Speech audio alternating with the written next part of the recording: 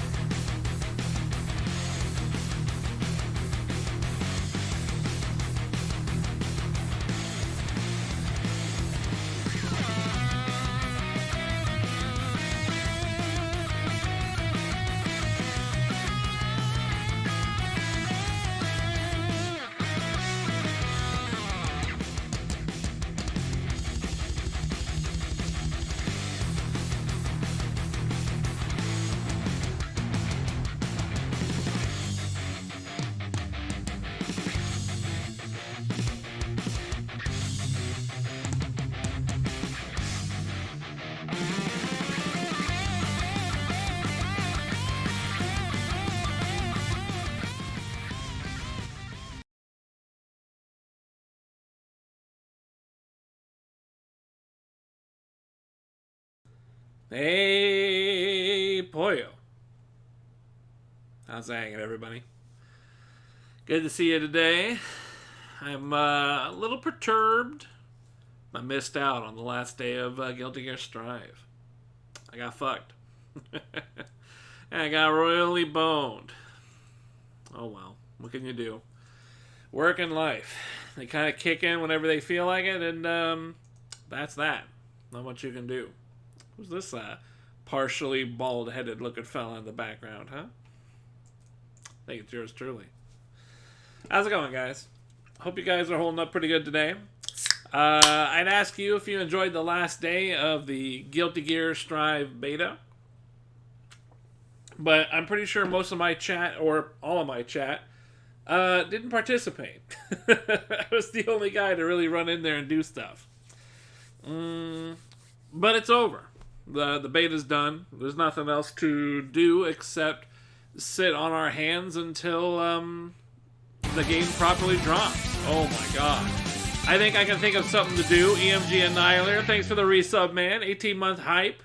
Good shit. Is that a tier 2? Man, you're the tier 2 guy. How's it going, man? You're like the only tier 2? Maybe one of two. I'm not sure. How you been? How you been well? I've been well. Yeah, I've been real well. I was working my ass off, man. It's good to see you, Annihilator. I hope life's treating you well, too. Thanks for the sub, man. That's really nice of you. Man, has it really been 18 months? Yeah, it says 8. You got 18 in a row as well. That's uninterrupted. You have had 18 months worth of stream coitus uninterrupted. At level 2. VIP coming through. Top tier. Everybody move aside. Thanks, man. I appreciate that. Let's see. I got a bunch of shit on my screen here, so let me move this stuff. So, Guilty Gear Strive. We've been really having a good time with that. I've been enjoying it. I really had a good time. I was looking forward to it. And when the beta kind of dropped, I wasn't 100% certain how I'd feel. But I was excited. I was real excited for Strive. So finally being able to get my hands on it and playing something really rekindled a desire to play more fighting games, you know, really kind of get in there. So when that dropped, I mean, I was really in it, right? Like, we've been in a dearth of horrible games for the last, God, it feels like forever. It feels like forever. I've just been playing shitty games, that whatever shit I can get my hands on, right? I haven't really been excited for very much. So it was great. It was great to play something that I was really into. Get away from Assassin's Creed Valhalla. That shit lasted way too long. You've been doing good? I'm glad to hear it, pal. So I figured this stream, I don't have a whole lot of time. I didn't sleep virtually at all. I basically had no sleep, but then I went to work. I got back a few hours ago, took care of some shit with the dad, and so now, I'm kind of lofting here. I actually would be going to bed about now, but I really wanted to stream. I really wanted to try and keep things kind of fresh, you know, in my head. Regarding the Guilty Gear beta that we all had a lot of fun with. I really enjoyed it. I don't know how chat felt. I think chat was ready for a new game after the second day. But I really had a good time.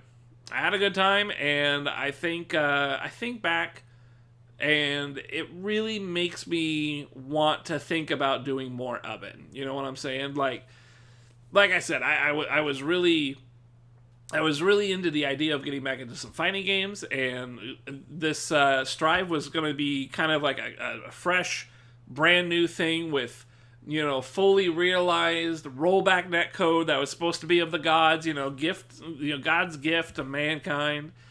And I think it kind of went through on that. I think it actually fulfilled its purpose in terms of being a really good system that's in place. I almost want to say, you know, this online netcode business kind of seems like it's a solved problem now. You know what I'm saying? Like, it almost seems like it. This just, you know, I'm sure there's people with a lot more experience on it than me, because I didn't get as much time as I wanted. I only got to play 2 out of the 3 days, right? Let's go ahead and go back and let's start here. I actually made a brief note. So the game originally came out as a beta, like on the 17th, I think. 17th or something like that. And it only came out for influencers. Now, this is hilarious, right? As soon as we get word of the beta, we're all excited. And then we hear that you can get it early if you pre-order. That's nice. You can play it a day ahead of time. But if you were an influencer, you got it a day before even that. And so this is something that I bring this up pretty often, right? This is a topic of conversation that we've had numerous times. In my catalog of brain, the most unacceptable version of this, of whatever you call this, a streamer, an influencer, getting content early before everybody else. The biggest offender to me had always been Dark Souls 3. Dark Souls 3 came out 2 weeks ahead of everybody else's. So influencers got to play that shit for 2 fucking weeks. 2 weeks they got to play that. They were allowed to play up to a certain point and not beyond that. But still, on stream. They could do it behind the scenes. And the whole internet was livid. I mean, nobody thought it was a good idea. Even the influencers themselves thought it was a bad idea. It was just way too much. Way too much. 2 whole weeks for us to have to watch these guys have fun while we're sitting here wondering what the fuck. Like, that sucks. And I'm sure a lot of influencers or streamers or whoever, whatever you want to call them, I'm sure that a lot of them did like it. They just publicly say they don't like it because it was such a horrible decision. They probably loved it because they probably got a ton of people. I'm sure lots of people flooded their channel. You know, there's no better way to get your name out there. No matter how big you are, you can always get bigger. So no matter how big you are, you want to get that publicity. You want to get out there. That shit definitely did it. But for us common folk, for us normal dudes, us low-tier plebeians, wasn't funny. We didn't like it. It was horrible. So, here we go. Strive. Influencers. You get access to the beta 1 day ahead of the pre-order guys. I almost want to say 2, but I'm pretty sure it was just 1 day ahead of the pre-order guys. this is a case where I'm not particularly happy. The thing is I don't think there's ever a situation in which I will be happy where a group of select individuals get access to a game sooner than the community, the people, the normal average Joes. I mean, I just don't feel like that is a practice that is fair. I don't feel it's a fair practice. You shouldn't... There's a couple of thoughts I have about it. The primary one is fairness. I don't think it's fair. I think influencers, anybody, unless you are actually being bought out by the company as like a gaming journalist and you're being wined and dined and, filleted for your works, then that's fine. You can get your early access that way, publish it on IGN and flip a buck or something, Obviously, nobody really sticks around in that category. They're off to write about better things. But if you're just a dude, and most of these streamers and influencers and people like that on YouTube or Twitch or wherever, they're fucking just dudes and dudettes, VTubers and all sorts of shit, and they don't have any special connection or anything. This influencer thing where they get this stuff even a little bit early is offensive. I think it's offensive. I don't like it. It feels offensive to me. It just doesn't ring like a reasonable thing to do. And the other side of it is simply that it feels like it's a marketing move. It feels like it's a move for trying to get certain people to say nice things about the game so that we will be more confused when the game comes out. You know what I'm saying? It's like these guys hype it up and then the product is going to sell better or some shit like that. It just reeks of that kind of marketing bullshit. I hate that. But at the same time, I can't particularly like fully blame the people that picked them up on this offer, because honestly, there's a lot of people out there, not a lot, there's a couple of people out there who genuinely are good at this type of thing. They will get a game early and they will either self-impose limitations or they will, abstain from certain segments of the lore or something. In this particular case, it was only like a day or two. I think it's only really a day. And does this make it even more bizarre? Their qualifications were basically you had to be a VTuber. Virtual tuber? A VTuber? The anime guy, people who have an anime avatar dancing around doing things and mimicking them. I guess it's virtual reality. You could put on like an Oculus helmet or something and it will mimic your movement and your talking in your mouth. I guess. I don't know. I don't know how it works, but you're an anime character, usually an anime girl. That was like one of the big qualifiers for being an influencer and qualifying for this program. But I don't know if it was exactly that or if it was just that you had to have a big shit on YouTube. I think that was probably the primary one. You had to be a big shot on YouTube and nowhere else. If you were a big shot on Twitch, it didn't matter. They didn't look at that. They only looked at YouTube. So only YouTube celebrities managed to get access to this influencers only extra day beta. So if we summarize all my thoughts on that, it's not that bad. It's really not that bad. It kind of worked out. It was only a day. The thing is it's a little what, egregious? Egregious? It's a little fucked up because it's a fighting game, right? It's a fighting game, and fighting games are built on levels of skill, and so these guys get a whole day to develop their skill. They're already good, most likely. If they're interested in this sort of thing, they're already pretty good at fighting games. Then again, there was a lot that weren't very good at fighting games, but in any case, they get an opportunity to develop their skills and be better than everyone else for a day. And then that right there is kind of the cutoff point, right? It's only a day. It's only a day, so that's not a big deal, right? It's only a day, and so that really nullifies the damage in my head. It's like, okay, it's just a day. Still, I think it's a shitty practice. And I don't think anybody liked it. I mean, I don't think anybody was happy to see their streamers play early. The streamers themselves were talking shit about themselves for being influencers and stuff. It's just, yeah, I don't know. I didn't like it. I think it's a bad practice. It sucks. What up, Tulud? You have to donate for me for even acknowledge that. Hey, Danny Laura, how's it going, man? So, yeah, influencers getting this shit a day early was pretty whack. Strive sucks, I agree. Well, we can still get to that. We got plenty to discuss on that topic, don't we? So after influencers got this a day early, which caused all sorts of interesting topics online,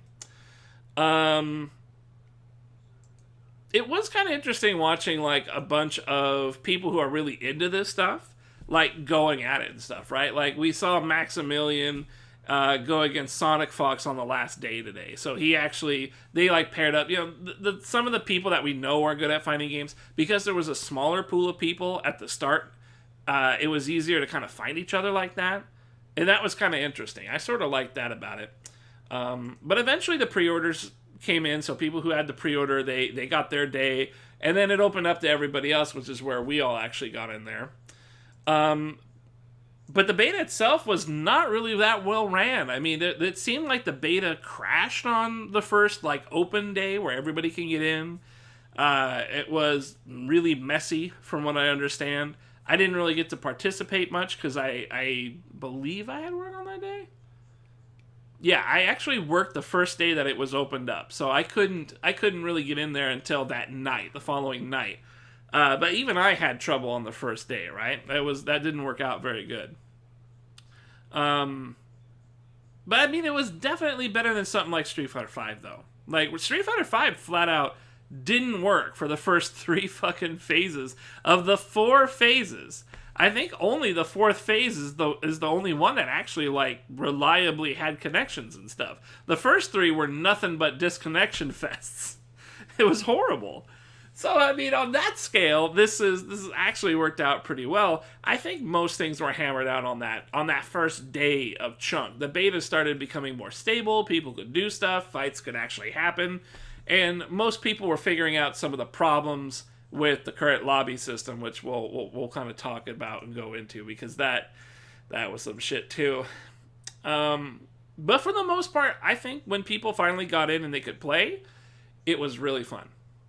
It was really fun. I think there's a lot of talk online about all sorts of things, but like the kind of the coding of it all is basically that everybody enjoyed themselves. It was a pretty fun game to just pick up and hit some buttons, and like nobody's really knowing entirely what they're doing except for the people who are more experienced with this stuff, which is not really going to be all that many people, right? I mean, it's mostly one of those games where it's so new, everybody can kind of just beat each other over the head, and it is what it is, right?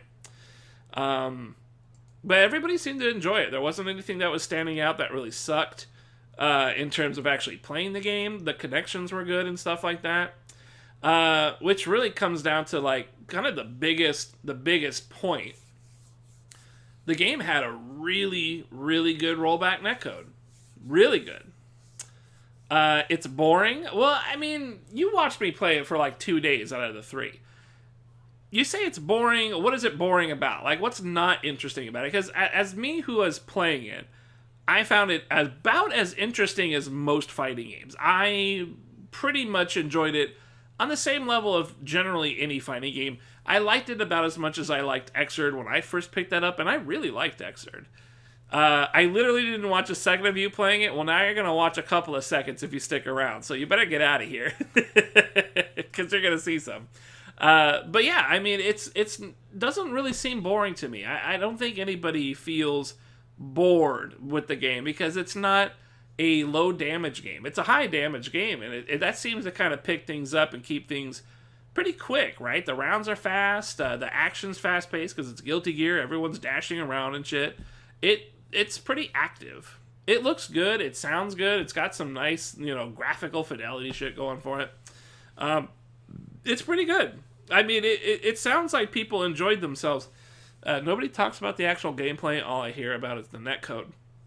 Well, I think There's a number of reasons for that. Probably the most dominant reason is the simple fact that this is the first time a real fighting game, massively produced, big time Japanese title. Is it really that big? Well, it's a bigger title than an indie game, right? It's big. It's not like the big three, It's not Mortal Kombat. It's not Street Fighter. It's not Tekken. But it is much bigger than Fighty EX Layer, or even Samurai Showdown, or even King of Fighters. I'd say Guilty Gear is more noticeable than King of Fighters. But the problem is this is the first time that a game has used that rollback. And so it was supposed to be proper rollback, and not that shitty Street Fighter V stuff where it's one-sided rollback.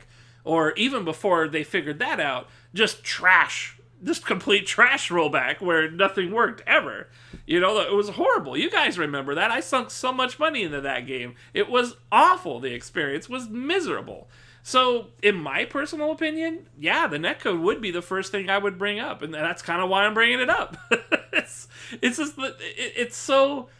It's amazing. It really was amazing. It felt very good to play all of my matches. I don't recall any match where I felt like the latency was becoming something I could really feel and had to adjust for. I didn't feel like I had to adjust for anything. It mostly felt like I was in trading mode most of the time.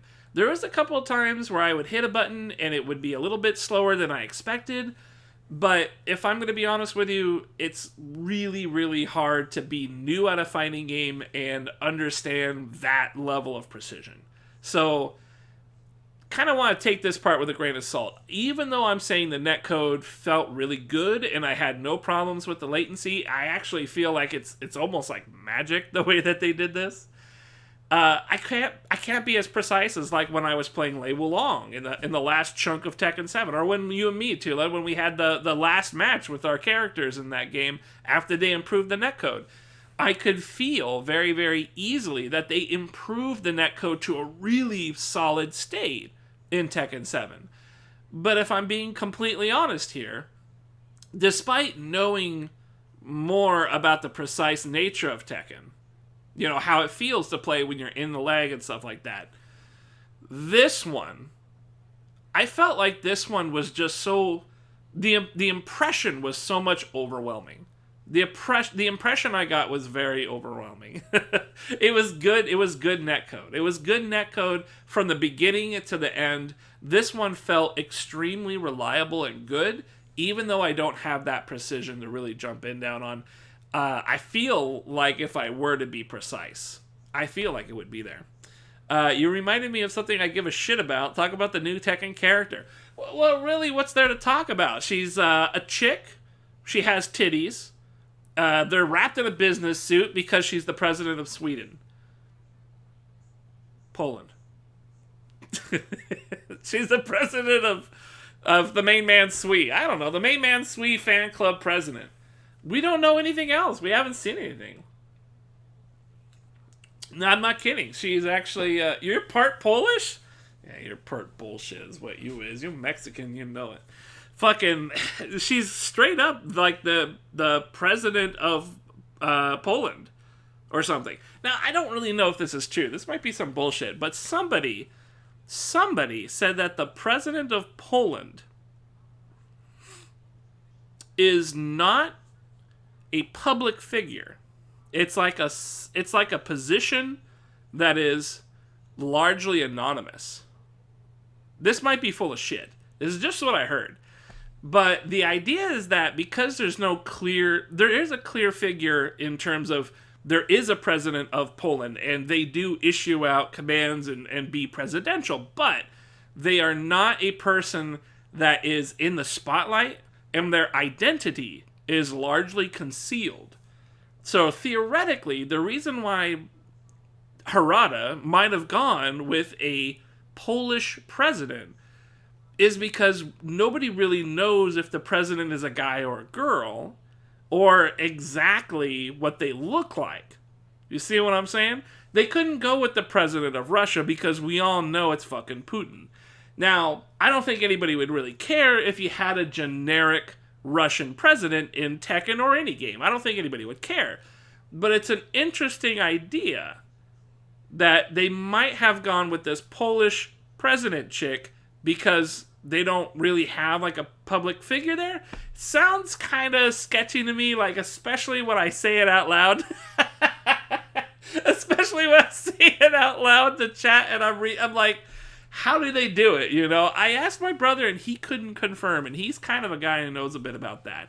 So, interesting thought. Other than that, I don't know what else to say. I mean, I really hope it's not another Nina character. I hope it's not like Nina. I hope it's not like Master Raven. You know, I hope she doesn't play all weird and flippy doodad and incredibly precise technical stuff.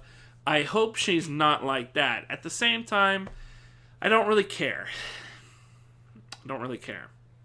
I feel like Tekken 7 has lost so much luster. And now that I've played a game with this kind of netcode, it's really tough for me to be okay with delay-based netcode. This is going to make it much harder for me to be okay. And honestly, I don't think I'm going to do anything until this game comes out, you know, fighting game-wise. I don't feel compelled to deal with anything. Just having experienced what it's like having like a proper rollback system that feels like it's the GGPO thing. You know what I'm saying? Like, it feels extremely good. The way that people say GGPO is good is the same way that you would say this game is good. So I don't know how I'm supposed to go back to Tekken 7, despite they improved the internet. They definitely did. But, I mean, we still had lag. It was still delayed. It just was much better than when we used to play, right? I mean, noticeably much better. I have no idea what that means. In any case, yeah, that's enough about Tekken. So, yeah, this game's rollback netcode is easily the star of the show. Guilty Gear Strive's netcode is amazingly good. So, what does that mean? In my personal opinion, I think fighting game netcode, it's not really a term, right? But fighting game internet infrastructure, whatever you want to call it, I think it's solved. I think it's largely solved. I think using this rollback system, this GGBO styled rollback system, we got to be specific. I think there's nothing else that comes close to what this kind of offers, right? It is still a bit of a trade because rollback means you're going to get a lot of visual misrepresentations throughout a match if the connections are really bad. But at the same time, if the connections are kind of bad and then raging all the way up to excellent, you're going to have a great time. You're going to have a great time because your inputs stay the way that they are supposed to. I'm not reading all that. That's way too much. I don't know what you posted, but that's too much text. Don't do that. Next time, summarize it. But yeah, I think GGPO style rollback, whatever this is, whatever these guys are using, I'm just saying GGPO because it's the most similar to what my understanding is of what they had here. I think this is it. I really do. I think it's solid. I love it. It's really awesome. It's great. Yeah, I can't sing the praises enough, but at the same time, we can't really get that crazy about it because we've known for a long time that this rollback stuff is the way to go. A lot of indie games have had it. A lot of random-ass games have had it. Like, you know, web browser-based fighting game had it. It's really, really good. It's a good system. Rollback is a system that can be implemented on top of a delay-based system, and together they form a really, really solid base for an online infrastructure for a fighting game. With that said, we are still talking about online fighting games, and to be honest with you, I still think they suck. I still think it sucks. I don't care about online tournaments. I don't care about online warriors. Like, nobody. You remember in Street Fighter V, there was even online warriors in that eventually transitioned into into like an actual real tournament thing. And notice how I say actual and real tournament. You see what I'm saying? There is something about an online environment that is just wildly less interesting. It's like the personal side is taken out, the drama is all removed. You just know it's some dude sitting in his underwear finding some other dude sitting in his underwear. And it totally lacks any thrills or riveting nature, right? The local scene, an actual competition and a real tournament, is definitely where that shit is at. So, even though the online is great here, I think ultimately that's good for us. But, like, the life of the game, the longevity of the game, I worry about that a lot. It doesn't really seem... I don't know. It doesn't feel to me like it's going to really matter that much that this game has an incredible netcode. I don't think netcode is going to attract a lot of new people into fighting games, especially this one, because it still is pretty heavy on the mechanics. Even though it's been neutered a lot, I don't know. I think they really need to fucking step up the game and get COVID out of here so that the physical tournaments can take over again. I really think that's the trick, is to just get that up and started again. I think this game would really benefit, especially like because it's new. But I don't know. We're still in the midst of COVID, so I just don't think that can happen. I think this could struggle. This could really struggle. It might be able to float a bit on its rollback powers. That might actually be pretty good, especially because I think now that people have had a taste, they can now compare it to their other favorite fighting game or just game in general's netcode. And they're going to feel a big difference, especially if they play any other fighting games. Speaking of COVID's, Bloodline 2 is delayed. I don't know what that is. Bloodline 2? Oh, is that the Masquerades or whatever? The vampire or whatever? Yeah, Masquerade. Yeah, that game. I don't really care for that one. I kind of was, but then I heard some writers for it were kind of shitty. There was like some shitty writers, like notoriously shitty writers. Whatever. Moving on. Rollback is very cool. Netcode, if there's one thing take away, netcode's good. Man, what else? Let's talk a little bit about the characters. So this is my first day here. I'm just going to let this run in the background. So I played Nago on my first day, and I really... Look at this guy right here. Is he that guy right there? If I blow this up, can I hide you? What if I hide the chat? Maybe I can. There we go. Okay, I gotta hide myself. I gotta hide myself from myself. Yeah, so Nago was really cool. I was really into this guy. I really like this character a lot.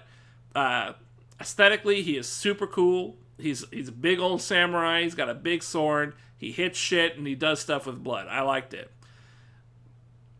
As much as I liked the character, I realized pretty quickly that I was not really playing a lot of the game, because this guy, his blood meter is so unique that I didn't want to interact with my meter, my special meter, the tension gauge. I didn't need to do anything with my tension because I was so focused on just playing a basic game with this guy, just staying on the ground, jumping in the air, hitting the button, Obviously, I don't know what I'm doing, right? I've been in training mode for 2 or 3 hours just playing with his shit.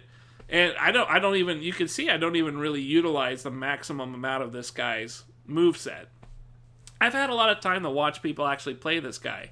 And this character, there is so much more that this guy gets to do that I just flat out wasn't even thinking about. For one thing, you see all these dashes and shit that I'm doing? You can do that stuff in the middle of other specials. And so this actually leads to an extremely damaging combo that he has, where he does that 2 swipe there. That not that one, but he does a swipe up that's all red and swipe down. That's a special he does. You can cancel that with the other special where he spins and hits kind of low, and you can just chain those 2 specials back to back to back to back. And if the other guy was counter hit during that, it does like 80% of the guy's health. I'm not kidding. This dude's damage output is absolutely incredibly insane. It's huge. The trick is that you have to fill up your blood bar like crazy while you're doing it. So it really is like a one-shot character. He can absolutely dump all that damage. But it takes filling up the entire bar of meter. Really wild stuff. It made me feel horrible after playing him like this, because this is not how. There's so many opportunities where I hit this person and I just go through with the basic string, right? The slash combo. I don't know what they call it, combination, whatever. I could have stopped that with the red uppercut slash into the back spinning slash, and then just repeated those two things and taken off easily half the guy's health even without a counter hit. Insane. It's a lot of damage. Now, a lot of people had been complaining about that because his damage is just so incredibly high because of his ability to cancel his specials. Well, while that's true, at the same time, you can see how slow this guy moves. You can see that he has to have a command dash. He doesn't have his own dash. You can tell that this guy struggles because he has to be very defensive. He has to sit in the corner and block. And I think that actually is a pretty big detriment. I haven't seen a whole lot of action on this guy, but what I have seen, a lot of times people are being very proactive with him, because if he has to be defensive, he doesn't really have much. He doesn't have a DP to get out of trouble. It's very difficult for him to actually get anything done if he's on the defense. So he has this overwhelming offense, but he really does seem to have an underwhelming defense. And it seems like a lot of people are kind of flopping on that. They're, on the one hand, they're making Twitter feeds about his damage, and on the other hand, he doesn't have a way of getting out of anything. And it's not quite like Chip, where he just dies after a couple of hits. He just doesn't have a way of getting out. So it was curious to see the evolution of the guy, because at the same time, keep in mind, this is just a beta. We only had a few days to play. There are some really good players that are able to dive deep in here. I think it was like Omito Johnny or something. He was playing some Nago. I was watching him, and the guy was just like on top of everything. He seemed to get the guy to have some good defense. You know what I'm saying? Like, he was blocking shit. So I think Nago actually has the potential to be really, really good in the game. But that lack of defense and his general movement speed and the slowness of his moves, those really also hurt. So as much damage as he puts out, he hurts a lot in that field. And I think Guilty Gear probably favors movement more than those other things, is my guess. I'm only guessing. Low tier 5th floor forever scrub here. So take that as you will. But that's been my feelings about it. I'm not really sure how other people feel. I haven't heard a lot of opinions yet on characters or things like that. But that's my experience with Nago. I really like the guy a ton. I think he's a fantastic character. I would love to develop more with him. However, after playing Nago, I ended up getting wildly attracted to Giovanna. Let me... hang on a second. Okay, I'm going to get rid of you guys really quick. Just for a moment. And we're going to switch over to There we go. Alright. Here you go. Sentient Seaman Zato is going to kick my ass here. So, I ended up playing Giovanna. I really liked her. She was a fun character. Now, as much as I like Nago, I loved hitting those buttons and kind of being in the distance and doing shit like that. I did enjoy that. But I think I enjoyed learning Giovanna more than I was enjoying Nago. She feels like she's the whole character. She's able to engage in a lot more mechanics. She can move. She's got a double jump. She's pretty free in the hands. And I kind of like that. It felt pretty good. As you can see, I'm struggling with a lot of her basic stuff because I've never really played a character like that before. I never really played a character like Nago either. I'm not particularly like a rushdown sort of character guy. I'm probably more like a soul bad guy, more like a Kai Kisuke, Shoto, that type of thing. But with her, it was very enjoyable. It's the titties. She does have a nice set of hoo-has. I mean, I'll give it up. She's got a great set of hoo-has, and I love her martial art aesthetics, She's literally just kicking people. And she has a wolf that really just aids in her kicking people. Like, I dig that. Very enjoyable. I had a great time with that. Very fun. She's really cool. I like her a lot. I think she's incredibly... Her titties bounce around and everything. Yeah, okay. Look, the titties are there too. But in any case, I do feel she struggles a little bit. In my case, I felt like she struggled a bit because of the range. Range was really tough. I couldn't get in on anybody very easily. As you saw, I beat this Zato, but I lost to him for every batch after that. I couldn't really figure out how to use her. I really couldn't. And I felt kind of frustrated because it just didn't really click. With Nago, I felt like I was on the right path. With her, I just never really got down when to dash and stuff like that. And later on, I didn't get to stream on the third day. On the third day, I actually spent a much more training mode time with her, and I learned that I was doing things kind of backwards. I wasn't doing quite the right stuff.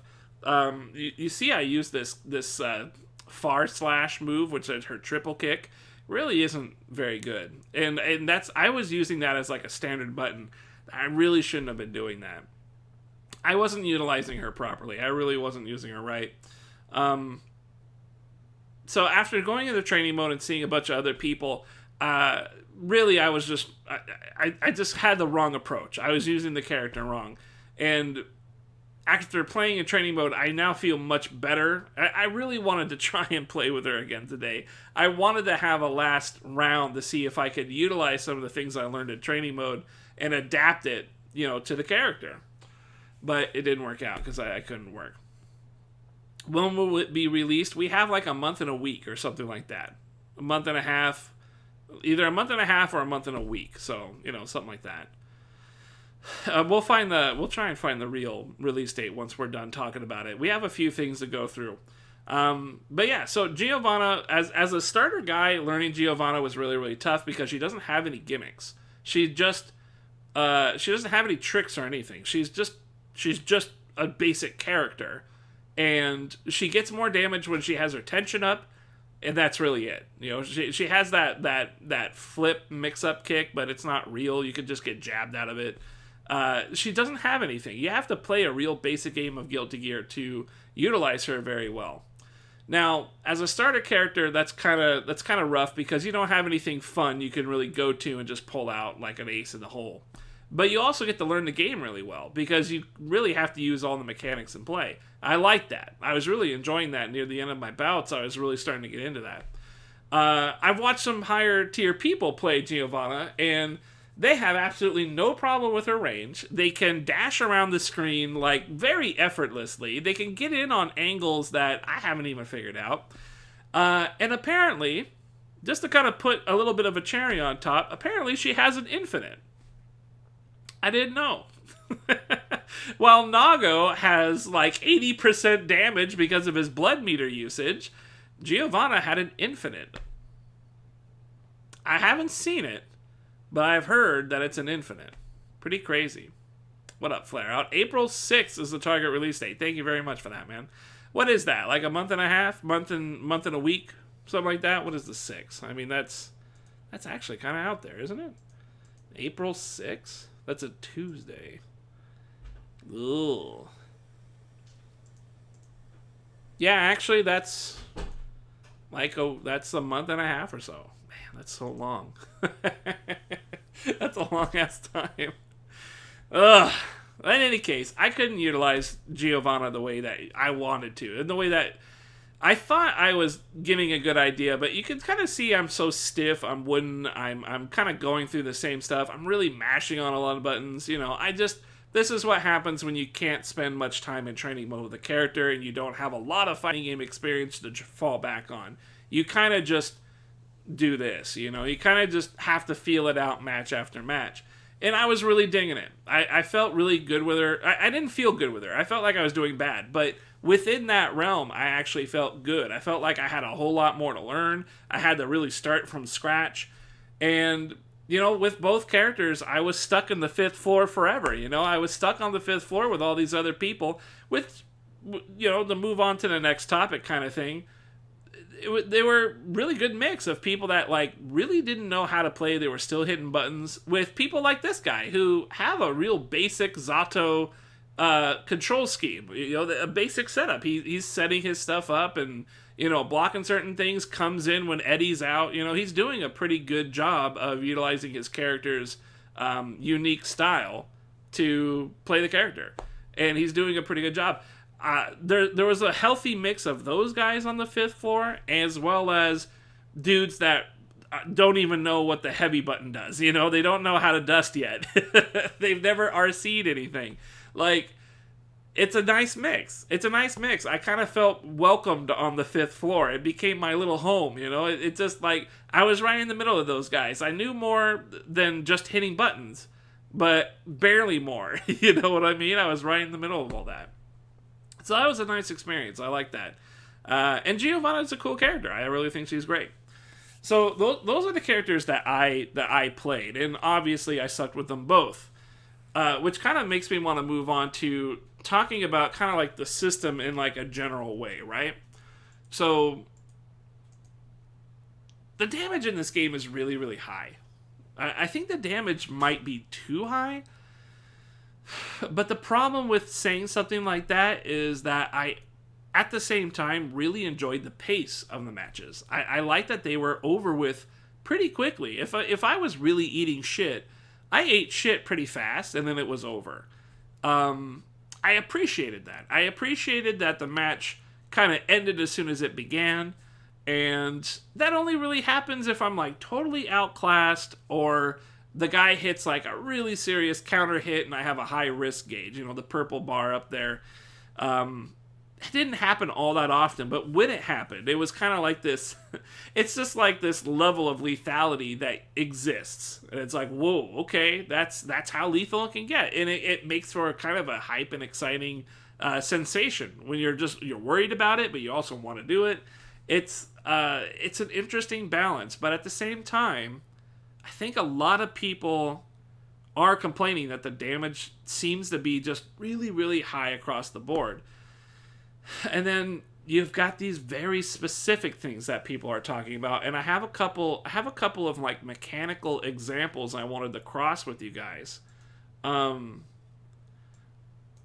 It's some weird stuff. It's some weird stuff. This guy, this is High Fight. He's got a Twitter feed thing. Maybe I can zoom in a bit because it looks pretty small to me. There. Now, this is going to look awful, and I apologize. Ugh, that's really zoomed in. Now, basically what this is showing Chip's level of shit health, basically. So, let's see if we can get this. Twitter is always really bad for this, but you can see right here, he did a counter hit on a DP, but he also hit him a few times, so Chip had a little bit of risk. So he had a bit of a bar. That means he's going to take more damage. Okay, well, he just got counter hit with Soul Bad Guy DP, and now he's RCing out of his DP. Hits him with 2 sets of Heavy Slash into another DP. RCs, Heavy Slashes twice again. DPs against the wall and kills Chip.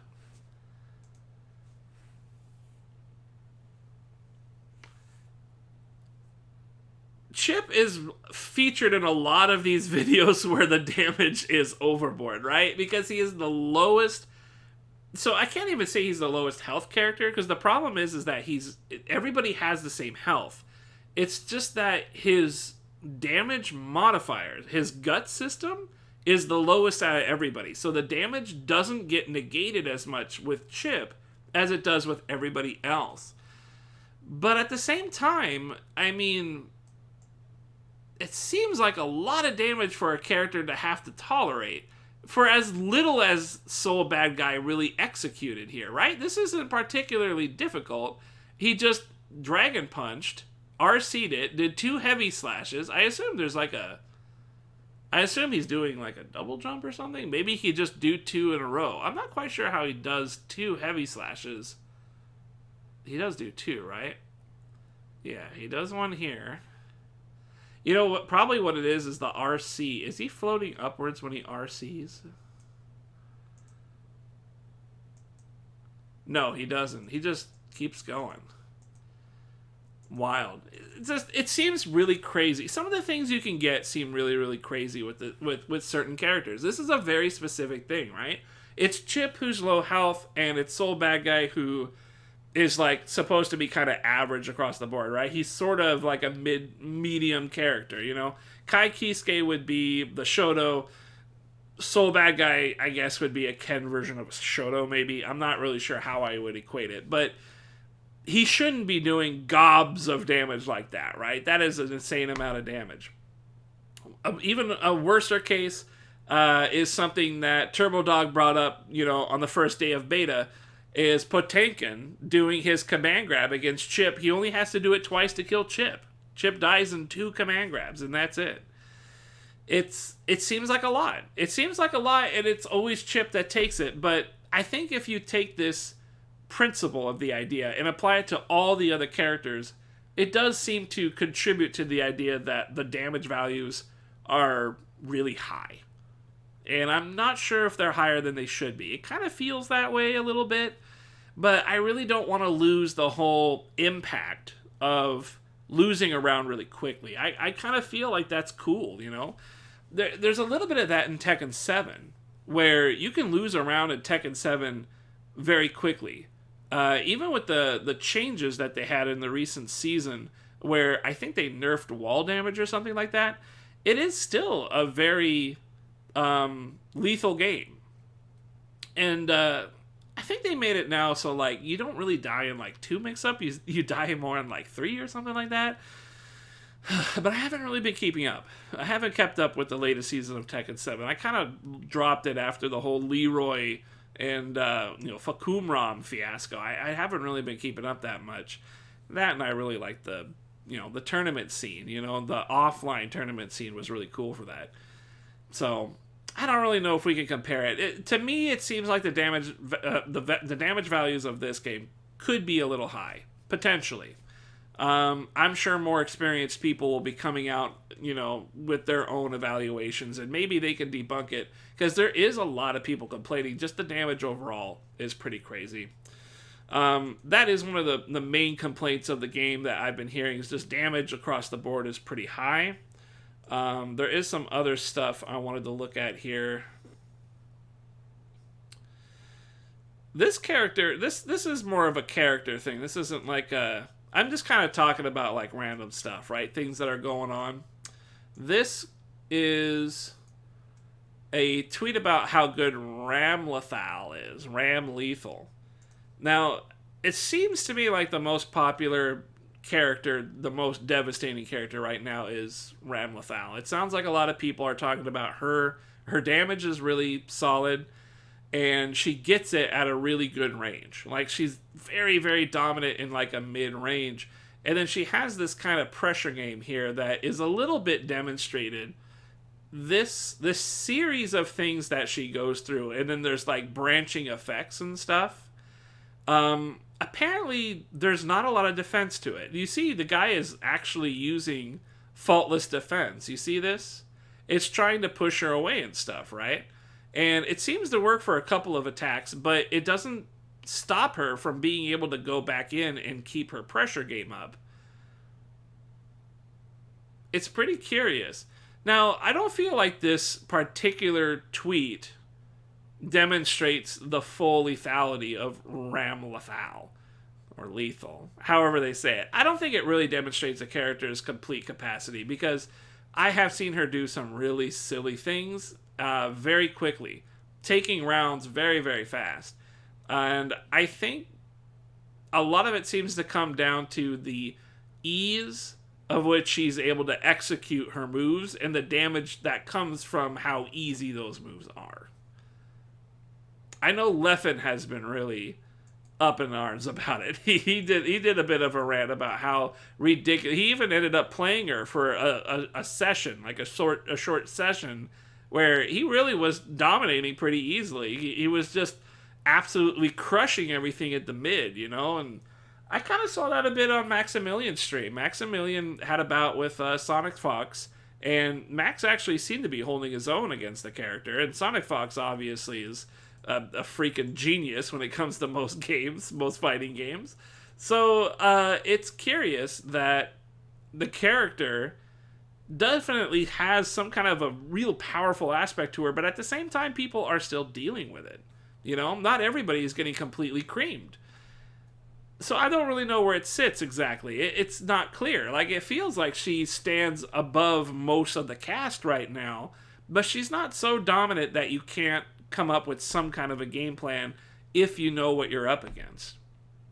And that kind of turns this whole thing into, like, you know, we're just in a beta. There hasn't been enough time to really flesh things out. So a lot of this is probably just preemptive. You know, it's too early to say where balance is at. But again, it kind of feeds back into the original point here that there does seem to be a lot of damage. There's just a lot of damage in a lot of different ways, and a lot of different characters seem to be able to dish out damage, which both can be fun, but also a pain in the ass. I'm not really sure which way it's swinging yet. Let's see. I think I had...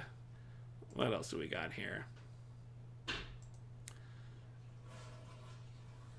So this is an interesting mechanic. I kind of wanted to pull this out. This is actually more for me.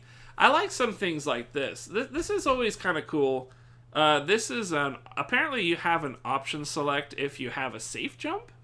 So Giovanna being the character that I was actually playing. So I think what this is actually trying to say, this is kind of an interesting thing on two fronts. She is able to actually throw Soul Bad Guy in this series right here out of a invulnerable Dragon Punch.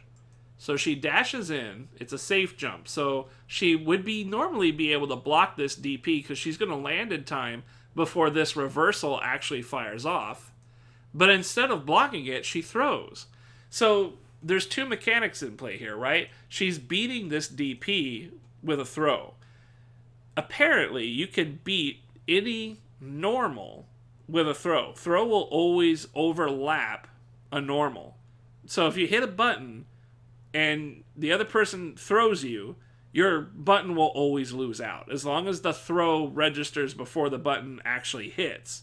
And I guess the throw is like 1 frame or something. It's really, really fast. So fast that it allows something like this. You can actually throw a person out of a reversal DP. And that's kind of weird on its own, right? That's pretty weird. And then it leads to an option select where she dives in with an attack. And if that attack whiffs, that probably means the person is doing a Dragon Punch. Because otherwise, you would have forced the person to either get hit or block. So, that's some cool tech. I like that. Option selects are not horrible to have. It's kind of nice having, you know, some intricacy to your mechanics, right? And this is a good example. This is something that you would see maybe in a Street Fighter game or something. You know, option selects. I never really learned them myself because I'm still a scrub, but it's interesting and cool that there is technique. There is something a little bit underneath the surface layer here, but it leads to some kind of silly things potentially. And I think somewhere in the next clip I have actually shows it. This one is just demonstrating all the possible variations that you could deal with. I think the next one that I have kind of links up into that. Let's see if I can find it. Is it this one here?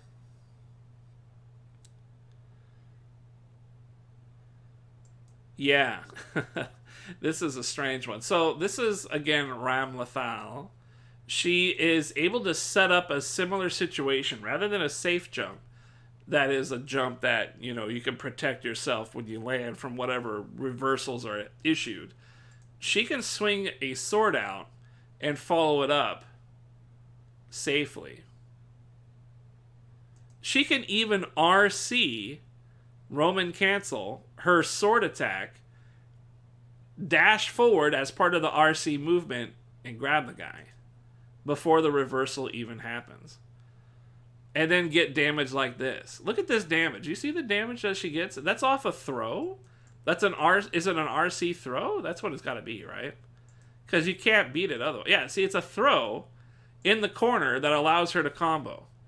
Oh, man. And because it's a wall break, you get a little extra chunk. Now, keep in mind, this looks like a lot of damage. It is a lot of damage, but this is unmodified damage. Gut system doesn't kick in until later in the health bar. So if she did the same combo somewhere in this chunk of life, it wouldn't have been this much of the meter. So there's a little bit of a difference there. Still, interesting how these mechanics are kind of colliding with one another and creating these situations. And even more interesting that you can actually throw a Dragon Punch. I never would have imagined that. That's a strange thought. Never would have thought of that. You could just throw a Dragon Punch. So these are largely the things people aren't complaining about. I don't know if they're complaining exactly, but it's the things that have been brought up. Overall damage in the game, and I guess these kind of ways of getting damage are sort of unusual. There's other things that I haven't even brought up, but to be honest with you, I haven't heard a lot of people bring it up. Like Potenkin's Kara throw, he can Kara command grab, which basically he could do a move that moves him forward a little bit and then cancel it with his command grab, so that he can command grab from a longer distance than normally he would threaten. So now his threaten with a command grab, the distance of it is extended. It's a very serious thing. It's a very real and a very potentially very strong thing to have to deal with. Oddly enough, not a lot of people talk about it. As much as TurboDog has been trying to bring it up and say it's a big deal, it doesn't seem like it's that big of a deal when you compare to all these other things that people are bringing up. Why is that the case? I'm not sure. I guess maybe because the overall damage output is just such a big thing that it's hard to look at Potenkin being able to command grab like that and say, this is a problem. Even though it seems pretty clearly like this is a really strong thing, I think it's just the way the game is built right now. It seems like there's a lot of wild stuff in it, damage overall, that kind of makes something like that not as stand out. You know, it doesn't stand out as much. Very few people seem to, maybe it's just because so few people encountered it, could be the deal, you know? And a lot of people are saying Ram Lothire is way more serious and threat of a character than Potenkin. Like, I don't know, man. Like, I saw Justin Wong using Pot, and he was going crazy with the character. So it's not like that guy's no good. I mean, he's got to be a real threat, right? It's just, it doesn't seem like it's circulating much. There's just not many Potenkin players, but he seems super busto. It's interesting, right? Like, I feel like maybe what would happen is if they adjusted the game in a general sense and brought down the damage in a general sense while leaving Potenkin untouched, I think then we would start seeing that. I think then we would start seeing more Potenkin players, and then that would probably start bringing that issue more to light. The other things TurboDog brought up was the ability for, like, Soul Bad Guy or somebody to use a hitbox to Kara throw really, really fast, like an unreactable command throw, because you could skirt across the fucking room really fast. Like, that's cool, but it's a hitbox thing, and I don't know. I mean, again, there's just nobody really talks about these things because there's just so much going on. There's so much going on with the system, you know, and even being only like a month and a half or whatever out from release, I guess a lot could change. But then again, maybe very little changes too. It's hard to say.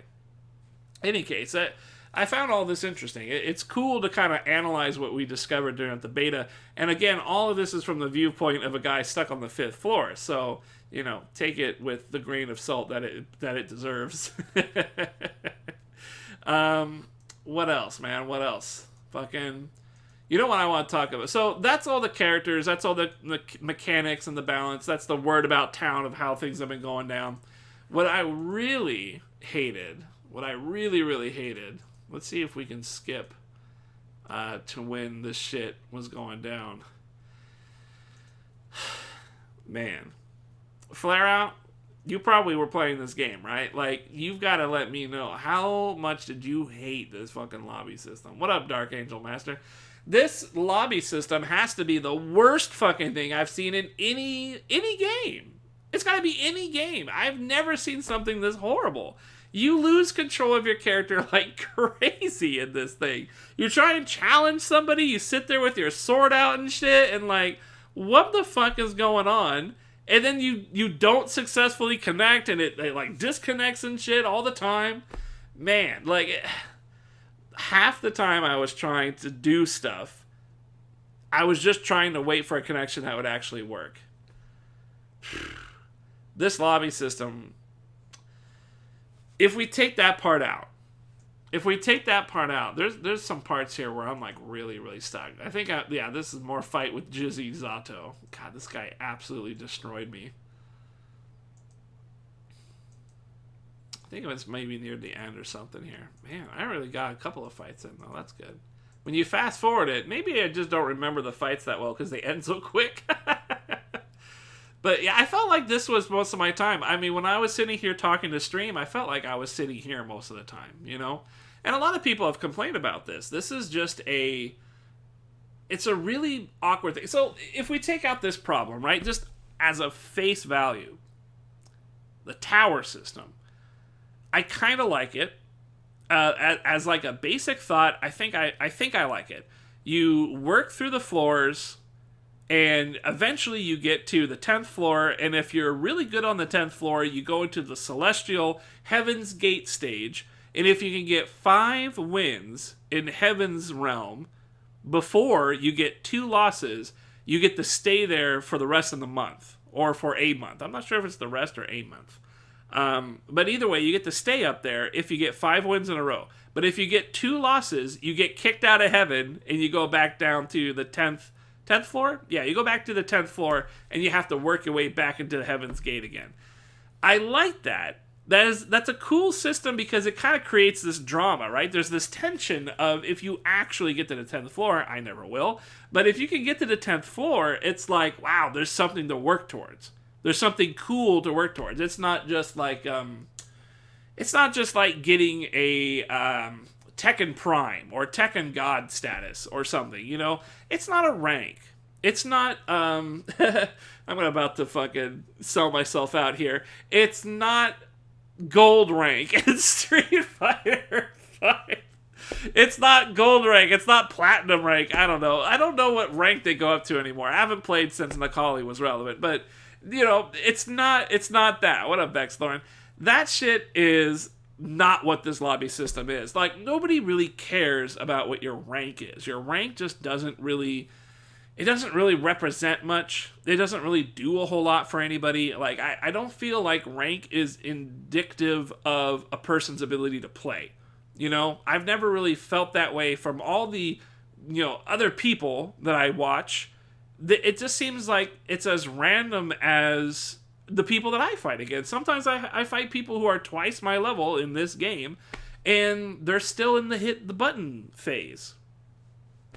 Like, I don't know. I've never felt rank has been a proper reflection of how, like, sufficiently good a person is. You know, maybe they just have one gimmick, and then once you figure that gimmick out, they're completely fall apart. You know, they could be Tekken gods. You know, they could be up there. This kind of a lobby system, this tower system, I think does a pretty good job of potentially kind of waylaying that, because up at the 10th floor, you've got dudes that are really, really good. And then right underneath that is probably going to be those kind of people that are, you know, would be high up in the ranks, that kind of thing, you know? It's strange. But seeing as others have problems like Clearly Blind, the lobby system wasn't so bad. It's hard to explain, but just as a basic concept, I don't think the lobby system's too bad. And then at any point, you can go into the park and you can face anybody you want in the park. I like the idea of being separated on levels, and each level is going to have people that are kind of roughly in your skill zone. But I kind of see the downside too, where it's like, in a proper rank system, sometimes you get people under you and sometimes you get people over you. On a floor, if you freshly bump up to a certain floor, you're largely only going to get people that are above you, because you're now on a floor of people who are above you. So it's kind of like a drastic changeover. But then again, it kind of depends on like who is on what floor and how good are certain people on certain floors. I think that's part of where I kind of give it a little bit of leeway where it could be fun. And I really like the idea. I actually really enjoy the drama of if you ever get good enough to get to the 10th floor and do well enough to get into then the heavens floor, you have to beat these heaven players who are already there and can't be kicked out because they already won their 5. You got to win 5 against those motherfuckers. That is a really cool idea. I like that one. It's a very cool idea. Now, in practice, and this is where I think me and Dark Angel are going to have to differ. My experience with using the lobby system, although I was content with the range of skill of my opponents, it was incredibly difficult to connect to someone. Very difficult. I would run around with dudes with their swords out and shit, and I wouldn't connect with anybody. It wouldn't connect. Most of the time, if I found somebody with a sword out, it wouldn't work. I would just get a connection error or something. Most of the time, I actually had to whip my sword out and wait for somebody to come by and select me as an opponent. That worked better. For some reason, I could be invaded better than I can do the invading. You know, I could be challenged, but I couldn't challenge. And a few times I even tested this. I'm pretty sure in this video, this is the second day. I didn't get to play the third day. In this video somewhere, I actually had a person challenge me, and I was able to fight. But then when I challenged them, it would let me fight. That really sucked. And that was happening all the time. Like, everywhere I was going, I couldn't get a match to initiate. And I was reading up on other people's stuff. They were saying, you know, quit the game, leave the lobby, go back to the main menu. No, the further main menu, you know. And it really got frustrating after a while of, like, I don't get it. Like, what am I doing wrong? Like, what the hell's happening? Why am I not able to get this done? And nobody really knows. Nobody's sure why these things were or were not working. It just, the lobby system, I guess, was just getting really slammed. It was really frustrating. Like, it felt like I was waiting for matches longer than when I was waiting for Tekken 7 matches. And I hated waiting for Tekken 7. Tekken 7 would pair me up with a person pretty quick, but it would take centuries to load. Even when I was playing on PC with an SSD, it just takes a long time for the match to load up. And then the lobby system here is kind of made worse because they had to disable the rematch feature. There's no rematch in this one. Because they wanted people to engage in the matchmaking, the connection with all sorts of different people. I'm trying to practice canceling into special. You mean just hit a button and then do a special after that? Yeah, I mean, that's a very basic level, yeah. I don't know what floor that would be. It put me on the 4th floor, and then I immediately went to the 5th floor, like, after one fight. But I've seen plenty of people that were still just mashing buttons on the 5th floor. I imagine that's what it's going to be like. You know, I'm pretty sure that's probably what it's going to be like. But yeah, I mean, if you're way down at the bottom levels, like, I don't know what it was like down there. I can only really tell you, I pretty much lived on the 5th floor during the beta. And it had a pretty good mix of dudes that were still just trying to figure out what buttons to press, and then other dudes who really seemed to know a bit about their character, like that Zato guy that was beating me up earlier in the vid. Really, it's just the connection thing is the big problem. That was really my only problem.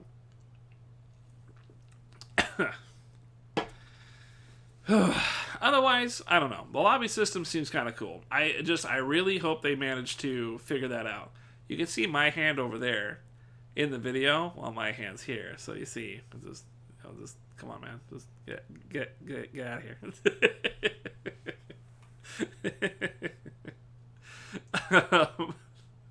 I hate the lobby. I hate the lobby. I want to like the lobby, but the implementation, it was really frustrating. I didn't like not being able to connect to people. I hated seeing soul bad guys show up on my portrait. But be that as it may, it was nice to be able to, like, find people and fight. It kind of sucks that if you go into training mode and try to fight a match that way, you actually just do this. You're thrown into the lobby system like this, where you just stand here with your sword out. So you can't even go into the training mode and just do the same thing. It literally does the same thing, excuse me. So you can't get away from this. You have to do it this way. And I had more success when I had my sword out, but I mean, it's really, I still failed a few times, and it's really frustrating to have to walk around and find somebody, and then you finally find someone and it doesn't work. Sucks. What's up there? Esiferum001. How's it going, man? 8th floor is where opponents get really good. I was swatted back down to 7 very quickly. Damn. Yeah, I really was kind of happy on the 5th floor. I was on the 4th floor for like one match, and then it boosted me up. And yeah, the 5th floor was really like a mix of people just still pressing buttons, just trying to figure out what their buttons do, and some people who had a game plan. Like there's a Zato at the earlier part of the video that was kicking my ass. So I never got out of 5th. I didn't really get to play very much. I honestly put in maybe less than 10 hours into the beta, which really sucked. I had to go to work, on the 3rd day yesterday and all that shit. So that was depressing. But yeah, it's interesting that the 8th floor seems to be where people really step up. 7th floor. You think 7th floor might be the middle ground? Maybe 6th, 7th floor might be the middle ground area where. I don't know how we would relate it. I played Tekken, and in Tekken, I didn't play a lot of ranked. I played a lot of player matches against stream and random people. I only really got into the blue ranks. I got to the top of the blue ranks. I almost got into green ranks a few times, but then I'd go right back to player matches. I think in Tekken, the middle ground, the blue matches were kind of like still newer people, and then the green ranks, I think that's where people actually started to play a bit. And then whatever's past there is where you actually get good characters. So I would probably say the 6th and 7th floor are probably equivalent to maybe green ranks in Tekken. And in Street Fighter V, I wouldn't even know what that would be. Gold? Gold is like decent players, right? Reasonable players? I don't know. Gold used to be like good players, but that was centuries ago. That was how many seasons ago? Reasonable competition on the 6th and 7th floor. You think gold? You think 6th and 7th might be gold? Current day gold? Yeah, I could see that. I could see that. What up, Tulad? Still here, huh? How'd you like the gameplay that you said you didn't want to see? I hope you get used to it, because I think I'm going to buy the game. Like at this point, I think I'm reasonably interested in going back and playing some more Giovanna. I liked her. She was pretty fun. I didn't see it. I just got back. Well, here you go. Poof. Gotcha, bitch. Bye. All right. See you later. So yeah, that's my gripe with the lobby system. I thought that was trash. The mechanic. We talked about several mechanics. The balance is kind of weird. I do think the damage is still a bit over the top. I don't know. I don't want to say that because I say it, and then I'm like, well, what about those cool matches where things kind of ended quickly, It's like, I like that. I like that. When you fuck up and you get, like, counter hit and the guy kind of goes into something and you just lose a bunch of health, it's like, that threat is kind of cool. That threat is kind of cool. I don't know. I liked it. So maybe the damage isn't too bad. Maybe it's just the way people get damage. I don't know. I didn't have too many problems with the matchmaking, but I can acknowledge other people I'm having issues. I'm not one of those people. Oh, okay. So you actually had a pretty reasonable connection going on. I played at night because I do a night shift. In fact, I really should be going to bed soon, but I'm going to be up for a bit because we've got a little bit more I want to cover.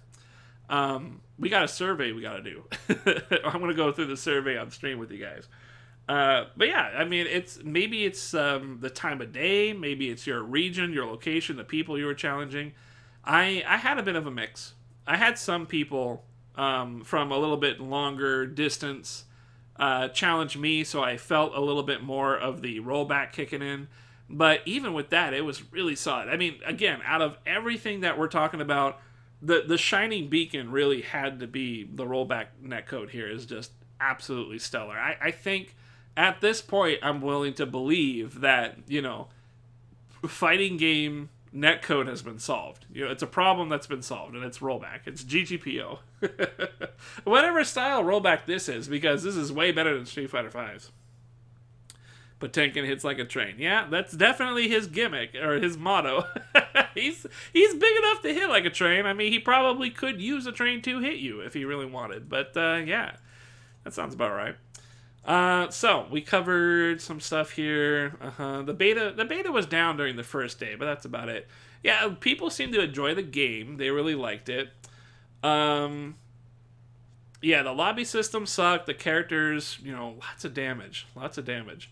Playing a Japanese fighting game, not worrying about connection online. Yeah, that was cool. A lot of people like that. What's up? Null Voidus 1. The fact that Quick Match just puts you in a lobby on standby when you lab is weird, right? I mean, part of the problem with the lobby system is that there isn't everybody walking around, like, challenging you. And then even when they do, fucking connection lost, They can't figure you out, It's soul bad guy versus soul bad guy. And the game's like, can't handle that. Too much DP. Too much Unga, We gotta dial that back.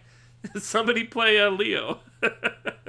Yeah, it's ridiculous. And you're sitting there with your sword out. You're sitting there with your cock out, and nobody knows, they've already challenged you. Like, how do you know if you are in a room where the people who are actually walking around trying to find you have already challenged you and decided you're no good? You lost the connection. You could be sitting in a room by yourself, and you wouldn't even know because you're in training mode thinking that this thing is doing some kind of matchmaking.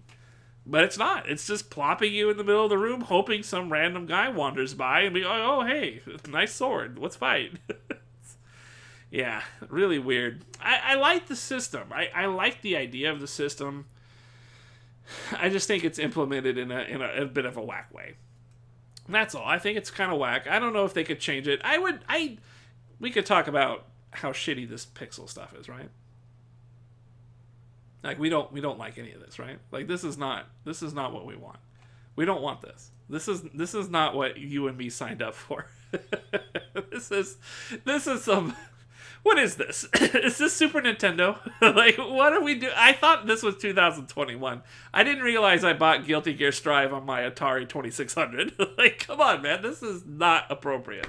Just, what happened to the last games? We had, like, an airship with arcade machines that you could sit at and fucking talk shit and all that stuff. Like, Grand Blue. Grand Blue had the airships and stuff. Or, Xrd, I guess, had rooms with, like, arcade machines. Like, that was cool. And then again, I guess they kind of emptied out after a while, but still, it was cool.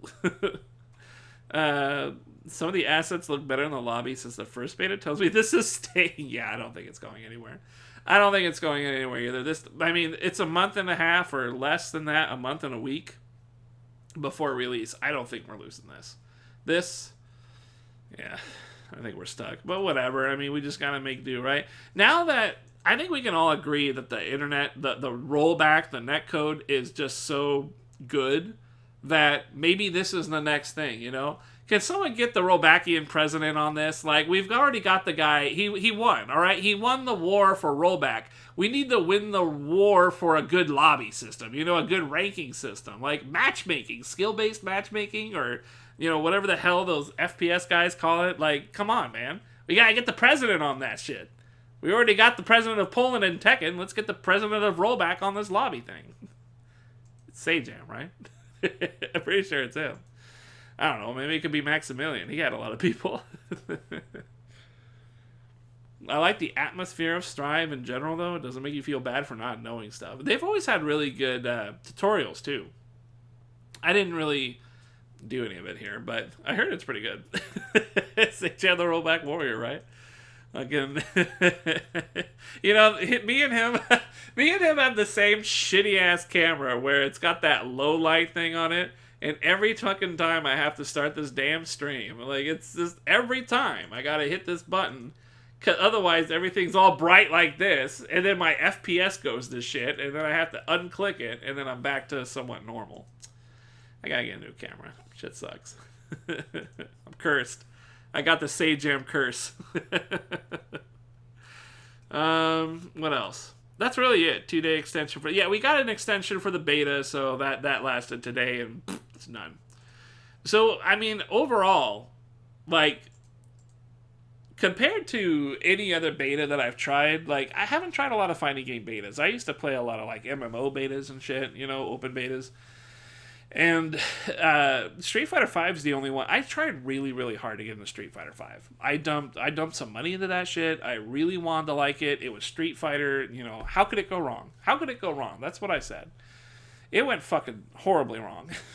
And the betas were like, I got one match in the very first phase of the first beta, and there was 4.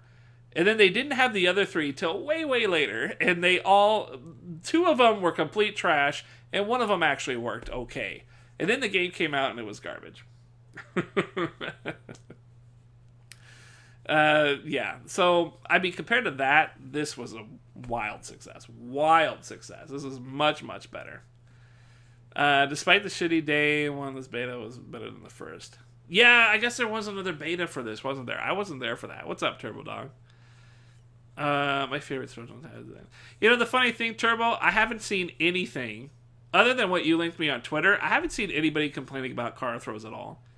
At all. Not even the Potemkin one. I mentioned it earlier, but I haven't seen it. You know, really, people are just complaining about the damage and shit. You know, they're really not focusing in on, like, mechanics like that. Ramlethal is kind of getting some complaints, but Axel is kind of sort of getting some complaints. But really, it's just like the damage overall. People are just like, there's shit ton of damage in this game. I think it's kind of cool, but it could be a little over the top. It's really hard to, like, focus in on specific issues, you know? It's still a beta. We haven't had, like, a lot of people... people just haven't had a lot of time to see how strong it is for that type of thing. I haven't seen anybody complain about that, though. But there's a lot of things people aren't complaining about. I mean, there's only been 2 days. Cancel a 6S in a Bandit revolver? I didn't play Soul. I don't really know what people... I know Saul had this, like, ridiculous...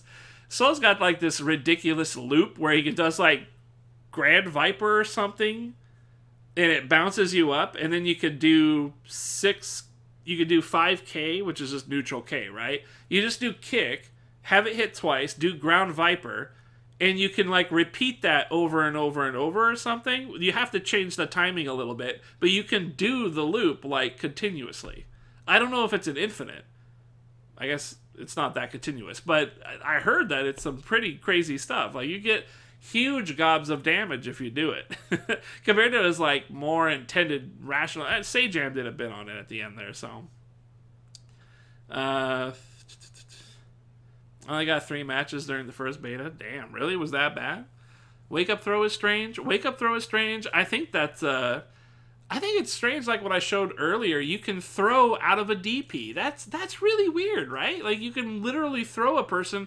You can RC someone's reversal Dragon Punch that's invulnerable, and you could dash in and grab them. Or you can use the RC to actually float yourself forward and grab them. Like, that is pretty intense stuff. I don't think I've ever heard of that before. Is that something that's happened in a game before? Wake Up Throws and Xrd were so strong, didn't see it much in Strive, though. I don't know why you wouldn't. I heard that throws are really fast. They're like 1 frame or some shit. Like, really... I heard it from, like, Leffen or something. I watched his stream for a little bit, and he was really complaining about Ramlethal for a long time there.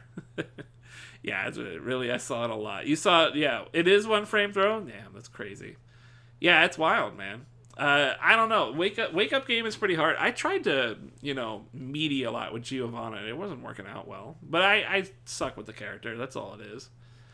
Throwing DPs is strange as well, but I think I like it. The thing is you can totally take your shirt off and fucking unga bunga, right? You can go gorilla. Go ahead, just lose your shit. It's totally fine to play by the heart, right? Just let this out. That's fine.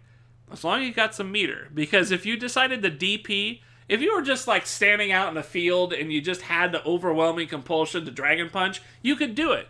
Because when you do the Dragon Punch and you realize there was no livable creature within 100 miles of your vicinity, you just recover with Roman Cancel. Beep. Now you're safe. Well, I was in the middle of a punishable Dragon Punch, but now I'm safe. It's like, yeah, all right. It's cool. It's fun. Guilty Gear really helps promote that, lose your shit mentality and just go crazy. Throwing DPs is strange as well. Yeah. I don't know if it was because my pad is broken, but trying to buffer a wake up super feels rough. I don't think I ever tried. No, I did do it once. I actually successfully did it one time. Yeah, it could be a little rough. So this is independent of Strive, but since I got some newer people here, maybe you guys can help discuss a little bit. I was playing this on a PlayStation 5 using the I don't know what they call it, DualSense or whatever. So the PlayStation 5's controller, the D-pad is different than DualShock, right? And I started streaming on the PS4 with Guilty Gear Xrd being my first fighting game. So I wanted to learn it using the basic controller. So I basically became a pad user, right? Just because. I just wanted the basic shit and see how I would do. Well, I really like a lot. I really like the DualShock 4. This is one of my favorite controllers. Maybe a little bit bigger than it needs to be, but whatever. Pointless lights. Whatever. I like it. And the D-pad feels really, really good. The D-pad on this thing fucking... I don't want to say it sucks, but it's like... I can't explain it really. This one is like raised. The buttons are more raised up on it, whereas the buttons here are flat on the controller. It's like they fall into the controller more. So when I'm mashing out all sorts of dumb crap because I'm panicking, I don't know what I'm doing, I'm on the 5th floor and I'm losing my mind, I'm getting like a lot of plastic. I'm just pushing my thumb down on a lot of plastic because I'm not feeling the D-pad correctly. I'm trying to do a half-quarter circle motion, and I'm hitting my cat in the forehead. I don't own a cat, so it's kind of weird that I'm hitting a cat in the forehead when I'm just trying to do a half-circle motion. Can you guys back me up on this? Like, does anybody else feel weird with the PlayStation 5 D-pad? Because this shit is like, I don't even know. It's like trying to find the female orgasm. It's just a bunch of bumps, and I don't know what any of it does. I'm not. It's really weird. It's weird, and there's a hard part in the middle. I don't know, man. I don't know. I'm hoping somebody could back me up because I'm having like a midlife crisis because my D-pad sucks. I wish I know how the DualSense feels, but the PS4 is like Nirvana on a pad. Yeah, I love the PS4 D-pad. It feels great. The only problem I ever had with it was that I broke mine when I was playing Street Fighter V. Exactly, until it breaks. I literally broke my down back on my D-pad to the point where I could press down and it would always down back. I could just press straight down and it would down back as I was holding that direction. I was playing Alex, so a lot of charging, But yeah, that controller lasted quite a bit. Now it's like, maybe I just need to break this in, but my thumb still fucking hurts from trying to learn this shit, I swear. And I'm like pushing really hard down, My down has to be pressed so hard down. Like I'm pushing down so hard on the controller. It really sucks. Crazy stuff, crazy. All right, so, man, it's really fun talking to you guys. I really enjoyed this. I thought the beta was great. It sounds like you guys had a good time. I think we should all come together and... maybe discuss a little bit of survey time, you think? You guys want to do a survey? I think we should do the survey. Let's go through it. I've got maybe another half hour left in me before I fucking lose it. The beta's over. Yeah, it sucks. Ryosuke Hero, what up, man? They took away my crack? Man, you're going to have withdrawals for the next month and a half? Is it like a month and a week, It's like... Joe Rogan, you got that Guilty Gear Strive, Joe Rogan? Damn, I kind of feel it too. I didn't get my 3rd day. I had to go to work, so I didn't even get the makeup test. I didn't get to play my Giovanna. That sucked. I started with Nago, and I really liked Nago, but then I started playing Geo, and I was like, man, I really like being able to move and have a dash. Let's see if I can play with it. I didn't get to play with it enough. BZRK209. What's up, man? Survey. How does this work? Okay. Please agree. Okay. I don't know what I'm signing up for. I probably just signed my soul away. Hey, if there's my credit card I'm going to put on this website, Can you guys just look away? I appreciate it. I only have the one. All right, so how would you best describe your gender identity? Oh, this is no good. Internet, do I have a penis and does it belong to a girl? Can you help me out on this one? I don't know what I have down there. I have a sweaty mollusk located betwixt my legs. I don't know where that's non-binary, right? That's like a non-binary mollusk. I'm not sure. Fuck it. I'm just gonna go with the dude. I say fuck too much. What age range do you fall under? Well, clearly, I'm with this many people in chat. How many is this? It's 13 people. Clearly, I'm under 18. There's no way I'd be on Twitch if I was older. Look away, chat. Don't look at the screen. In what country do you live? I forget. It's the one that had an orange guy for a president for a while. Yeah, that one. There it is. Poof. Okay, I got these. Don't worry about this. Identify as a gear? There's no gender in gears. I identify as the Bridget gear, please. Please select the mode you played. Damn. Was there even a choice? We only had one mode. Well, no. We had training. Versus? No. Tutorial? I skipped that. Network mode, lobby, I did not do quick match. But I did do training mode. Okay, so I only had the two. Next. OpenStrive survey. Please rate the following modes. Network mode, online lobby. So this is the difficult part. How are we going to grade this? So the netcode was fucking fantastic, but the lobby system leaves quite a bit to be desired. How am I going to do this? Because it's specifically asking for the mode, right? Not how my connections were within that mode, just the mode itself. In which case, man, I'm actually not sure. You think it was good? I need some help here. Listen, mostly had a hard time with these lobbies, okay? I wasn't connecting with a lot of people. Like, most of the people I tried, I would say half the people I tried failed. And then less than half the people who tried with me failed. So, I mean, average, probably even bad. Rollback, godly, lobby trash. That's what I mean, right? Like, the lobby feels bad. The rollback is fantastic. But the lobby feels bad. How are we going to do this? I want to say bad. I want to say the lobby, the online lobby, Dobby was bad. Dobby didn't get his sock, and it's bad. Harry Potter never ended. Training mode we could do very good because, you know, it was just training mode. But the lobby, I don't want to encourage this lobby as it is. I want there to be a change. I don't want it to say very bad because very bad would be like I very rarely got a match. I got a match half the time. So I just want to say it's bad. It's bad. What up, Just Frank Deep? Wait, the game is released already? No. The game had a beta for the last 4 days. There was a beta over the weekend. And it just ended today, this morning. I wanted to play again this morning. I couldn't, so I'm fucking crying into a bucket with everybody else on the internet. I think I'm happy with this. What do you guys think? Training modes needs 2 things. Hitboxes and frame data.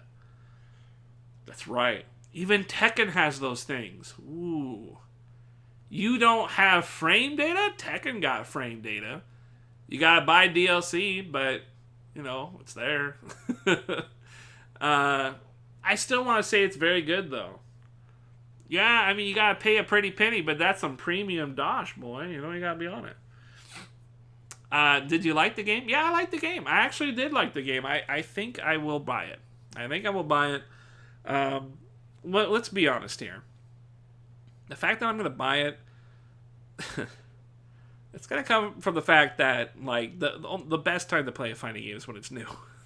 I suck, okay? I suck. I'm 5th floor forever. I'm never going to graduate from the 5th floor, okay? I'm going to be in the 5th grade all over again. It's just my childhood, you know, taken video game form, all right? I'm going to be on the 5th floor.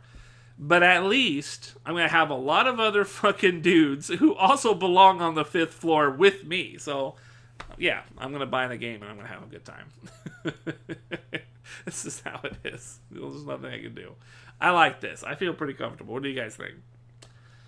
I had to buy that separate on Tekken. God, it sucked. Been playing Tekken since 14 years. Damn, I attend locals in state. Looking forward to GG. Man, I really love Tekken 7, but I don't know. Something about the tournament scene falling off on the offline scene, like, I took it out.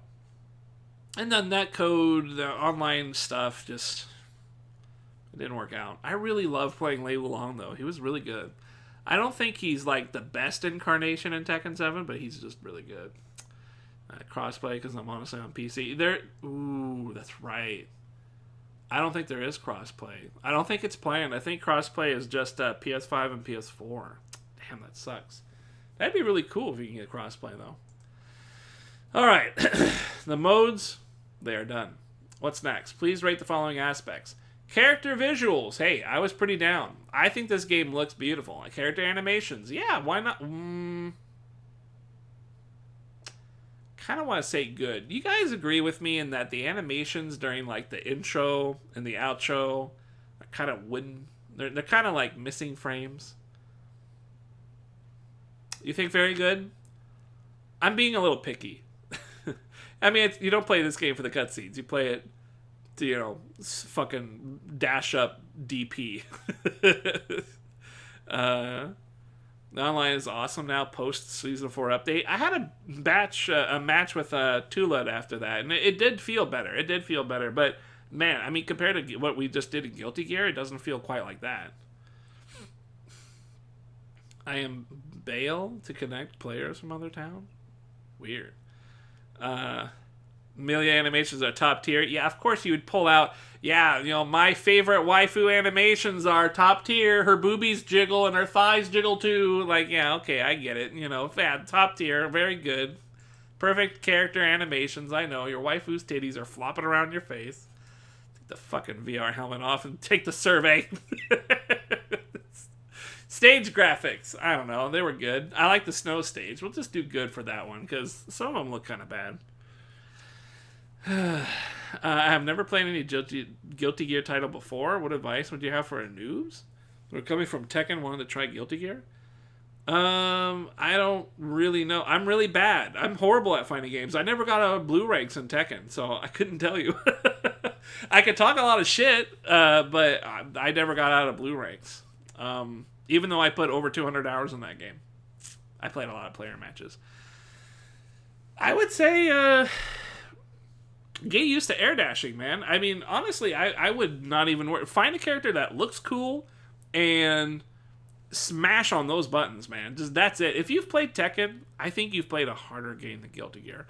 Tekken, to me, has so much legacy knowledge to it that if you're comfortable with that having to know everyone's moveset and everything, if you're comfortable with that depth, then I don't feel like any Guilty Gear is really going to be all that imposing to you. You kind of already tackled an imposing game with Tekken. So, moving on to Strive, especially Strive, they dialed it down a bit, so it's actually quite a bit better. In terms of, like, it's less stuff. So, yeah, you can probably just grab a guy and have a good time. Johnny's your waifu? Well, that is good taste. He has nice boobies. You get used to 5 buttons instead of 4. Quite well versed with frame data in Tekken. Does GG have one? No, actually, GG does not have frame data. If you want to know frame data, the best way to do it is through the training mode where you have the other guy block and you do your move and then you both hold up at the same time. So you just set the computer to jump after block. And then you hold up while your attack goes out. And then once you both resolve, whoever jumped first is at advantage. There you go. Now you know your frame data. That's a trick I learned from L.I. Joe. But yeah, I didn't see any frame data. This is a beta. It is a beta. They could have frame data in the... I don't know if they'll have frame data. Do you think they will? Mortal Kombat has it. Tekken has it if you buy the DLC, but I don't know. Round start windscreen visuals. Hey, how do you guys feel with that huge fucking counter text that keeps popping up every time you move in the game? What do you guys think about that? That stuff is really big, right? Counter, counter, counter. You know, it's all over the screen and shit. You got this big ass beat number that's calculating in the side there. Look at that. Big counter, small counter, gold counter. Show me the counter. I want the counter. Fucking. Oh man, yeah, I like it. I like it. I like them big and thick and juicy. So find that juicy double. I'm gonna put that as very good. Visual direction of the camera movement. You know, sometimes that shit gets weird, so I'm gonna put that there. Yeah, a lot of people like to shit on the font, but I don't know. I think it's fine. Battle effects, I'm cool. Battle system, I mean, I think it's good.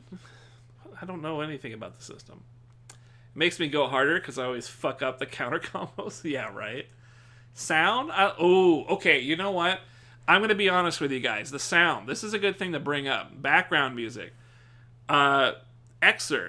Xrd was really, really cool with the music, right? But maybe you guys have a little bit of wiggle room to disagree here. But if you disagree too much, know that I'll ban you.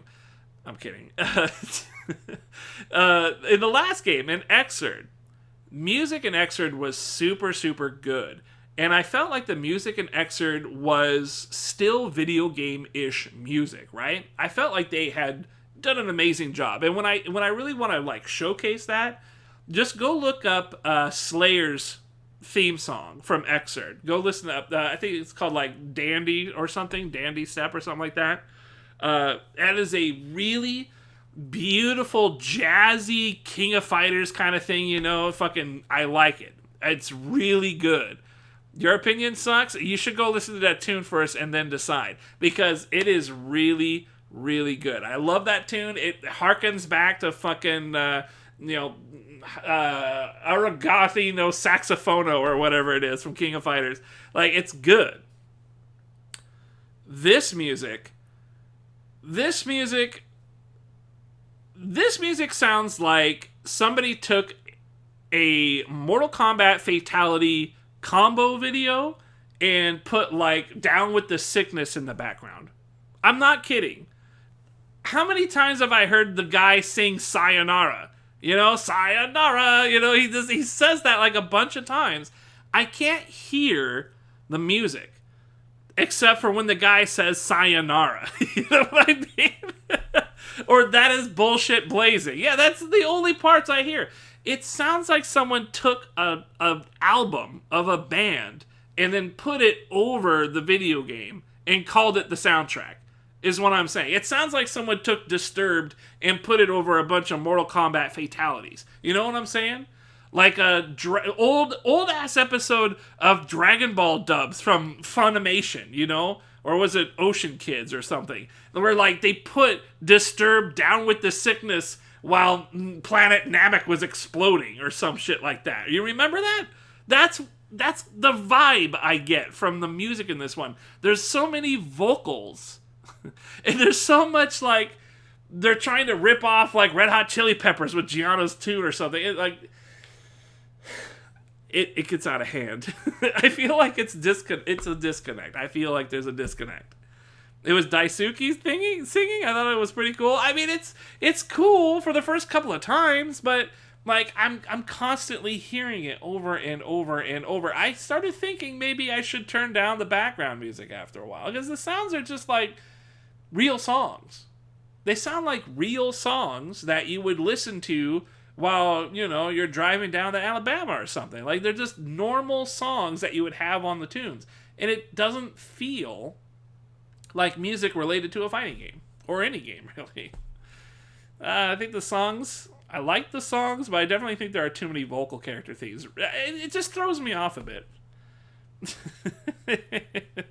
I don't know. I mean, yeah, the songs are good, but it's like, they're just not fighting game music. You guys remember when, like... Man... King of Fighters had some really good music, you know? Street Fighter had some pretty good tunes. Like, people had some really good themes back then. I'm a fan of video game music, you know? Video game music is my thing. You know, Mega Man music. I love those tunes, you know? Chip tunes and shit. Like, I like that stuff, you know? Third Strike. Street Fighter Third Strike. Oh my god, that music is amazing. I never played it, but the music is so fucking good in that game. It's just it's the perfect blend of music that is its own song, but it belongs to a video game. I don't feel like they did that with this one. I'm willing to say good because it's just some pretty decent, reasonable music, I guess. I mean, it's reasonable heavy music, but it really doesn't feel like it fits. Sound effects, I had no problems, and voices, it's fine. I mean, I don't have a problem. It looks like the old themes will be included. Really? Ooh. Suck a sage all day. You know, Steam seems to be pretty OG. That one sounds pretty promising. Yeah, that one did sound pretty good. Yeah, who knows? I mean, maybe. I'm just going to put the music is good for that, and I guess I don't have a problem. If I don't have a problem, I'm usually just putting very good, right? Yeah, I'm cool with that. I'm cool. Please rate the comfort of the online battle. Internet. I think it's asking for netcode, right? We can all agree. Is there anybody here who's willing to stand up and say, I had a horrible rollbackian experience? Would any of you guys file a complaint with your local rollbackian official over how bad the netcode was? Because I honestly did not have one situation where I felt there was some kind of issue with the latency. It's pretty quiet in chat. I'm thinking nobody really had a problem. Like, I can't imagine. I can't imagine anybody having a problem. It just seems so good. It's the one thing everybody in Unison is willing to agree on. This is the future, right? I really think, like, this rollback netcode, whatever they did, it ain't Street Fighter V's work, that's for sure. Maybe it's just GGPO, I'm not sure. But this seems like a solved problem.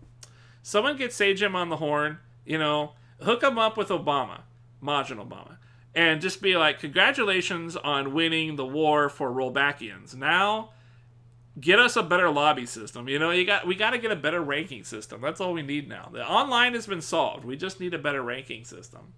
Skill-based matchmaking, whatever it is. I only had 2 matches where my friend rolled me back to oblivion. Damn, really? Narkowski, what's up, man? Original work from Ark with consulting from Zenak? I mean, the music just... I already said my piece on that.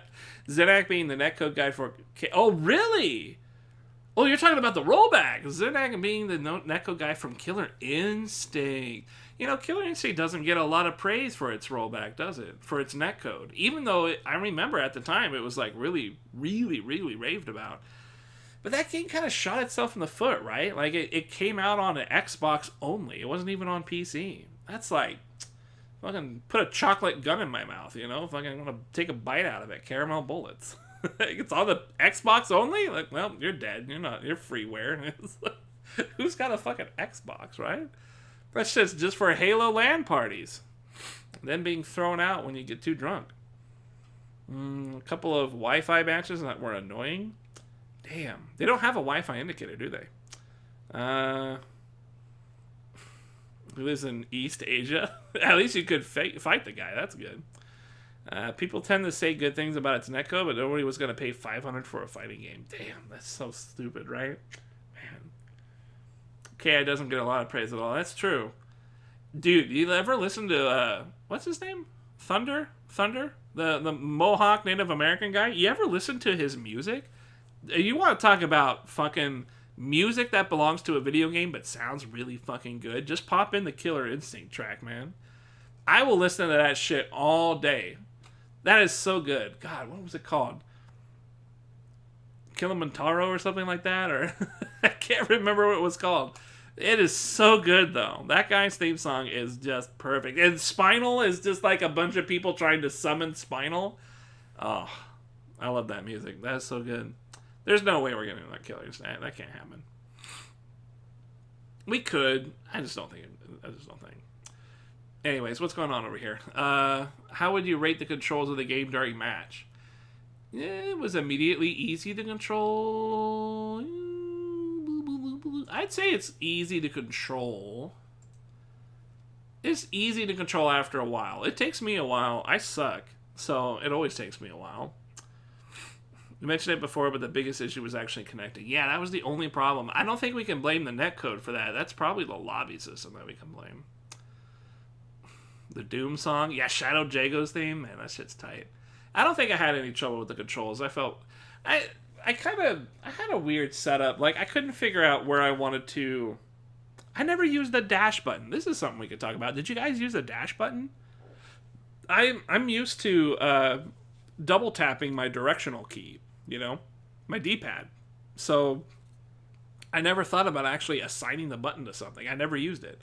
Yes, was it good? Was it a good thing? Did it require, you know, primal sapien powers in order to adjust, or what? It sounded like it might have been a good idea. Nope, always double tap. Yeah, I double tapped that. You know it.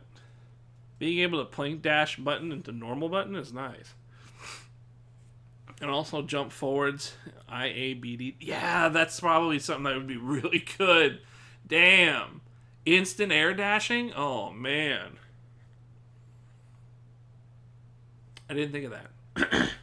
See, I used to play a little bit of Marvel, so I'm kind of used to doing some weird stuff like that, because I think Dante had an air dash. Yeah, Dante had an air dash, so I'm kind of used to hammering that shit out on a D-pad. A little bit. I didn't really play it that much, but it had Deadpool in it. I had to play it. The stuff you could do with it as a macro. The dash RC easy. Dash, or is that where you actually floated? Maybe I missed out. Maybe I should have trained myself to have a dash button. See, I was struggling because I had a free... I don't know if you guys ever use the buttons down here, but they kind of suck, right? Like, they accidentally get triggered pretty easily. And I noticed that I would do that sometimes when I would go to burst. I would whiff. I would whiff on the controller, and I'd end up hitting the thing down here. Hey, thanks for that follow, man. Noel Voidus. Noel Voidus 1. Yeah, thanks, man. I appreciate that. Yeah, I would admit, I would just flat out whiff and fucking get like a burst or some shit that I didn't mean to. I wanted to RC or this or that. Or yeah, maybe I should have done that. That would have been a good idea. Yeah, alright. I mean, it was pretty easy to learn, though, right? I don't think there was anything wrong with it. Damn. I feel like I missed out. I should have gotten that dash button. I double tapped with ground dash, but instant air dash and dash RC was always a macro. I'm going to have to keep that in mind. Please remind me in a month and a half when the game actually comes out. Man, this is going to suck. We have to wait that long? What are we going to do? Does anything even come out until then? Does Resident Evil 8 come out before then? Can we, you know, all jerk it off to Big Titty Mama Girl? Can we do that and the Little Vampire Mistresses? We can't do that, can we? That's not out, is it? Man, yes, you should. Son of a bitch. I don't think that's coming out, is it? How would you rate the layout of the following screen? Main menu. Yeah, that's fine. Easy to understand. Well, I'd say it was average. During battle, ooh, definitely cluttered during battle. A little cluttered. Just a little bit, but only a little. Results after the match, whatever. I wasn't paying attention. Network, online mode, yeah, it's fine. Wait a minute. The online lobby? Wait a minute. Very cluttered. You know how the right side of the screen permanently has that big, like, useless panel that's sitting there? God, I hate that. Why is that there? Why is that there? I don't understand why that's there. I don't want it. I'm going to say it's cluttered. Why would you rate, or how would you rate the design of the following screens? Main menu. Good. During battle, average. Result, good. Command list. That's good. Character select. I'm actually pretty partial to the character select. It's very simple, kind of Street Fighter-y, you know, that's all at the bottom, and then your character pops up. Yeah, I like that. And network mode. Very bad. Make the new screen collapsible, please. That's exactly what I was thinking. That's why I keep saying very bad. It's very bad. Make that go away, or put some titties or something on there. I don't know. Something like a puppy. Put Ramlethal's puppy between her titties, and just put that there so that we actually have something to look at. Other than whatever the hell else it was, you know, and then make it go away. Boring as AF? Put a giant cock on there. No. Put a giant Hydra cock on there from the ASCII. You know, everyone's spamming that during the Fighters Roundtable. Yeah, put that there. Put Mario pooping on Ricksta in there. You know, that's fine. Any of that. I don't care. Just something other than what they had there, and let us fold it away. Those are the only two things that are necessary. Which character did you use during the... Ooh, it's going to be Giovanna. Giovanna. What did you guys... Who's your mains? And now that you played the beta, who's your mains? I think Giovanna and the other guy. Where'd he go? I'm going to say this whole name. Don't ban me. Nagoriyuki. There you go. I said it. These two guys, Nago and Gio. These are my two favorites. I definitely use Giovanna the most, though. For sure.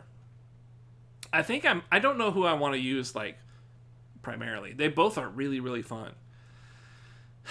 I'll probably stick with Gio for a while. She feels like I can actually play the game, like, totally. Exert character select, man. It had so much character. Yeah, it did kind of have it. It was kind of funny how you could have the voiceover, right? You can have a voiceover when you choose a person. You can, like, buy another person's voice that says shit, you know? Like, she needs to put a shirt on or something when you choose Eno. That's pretty funny. Which character you like the most in Guilty Gear Strive? Wait a minute. Come on, man. I'm going to actually... The one I like, you know, don't like, but like. Yeah, Nago. Definitely Nago. I like Nago. He's good. Next. Tell us about your purchase plans. Slated for release on April 9th. Well, there we go. We got confirmation. April 9th, 2021.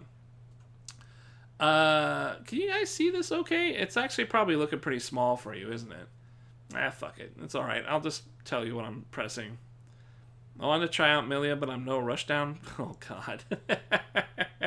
Hey, I wasn't anything until I played Gio. I mean, she's pretty fun. She rushes down.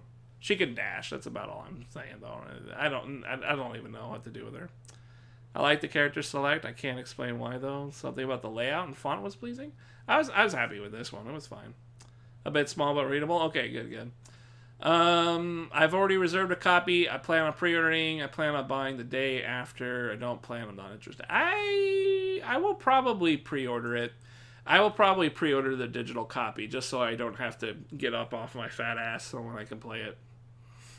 That's probably what I'll do. Not interested in the game at this time. Please tell us why. Yo, come on, man. I'm not interested. My favorite character or character that I want to play is not yet playable. The price is too high. I want to see more info about the game. I plan on buying something else instead. The game doesn't look fun and other. Look. Yo, come on. Other. I'm just going to put other and leave it blank because this is not applicable. If you are not interested in the game at this time, please tell us some reasons why. Oh, it won't.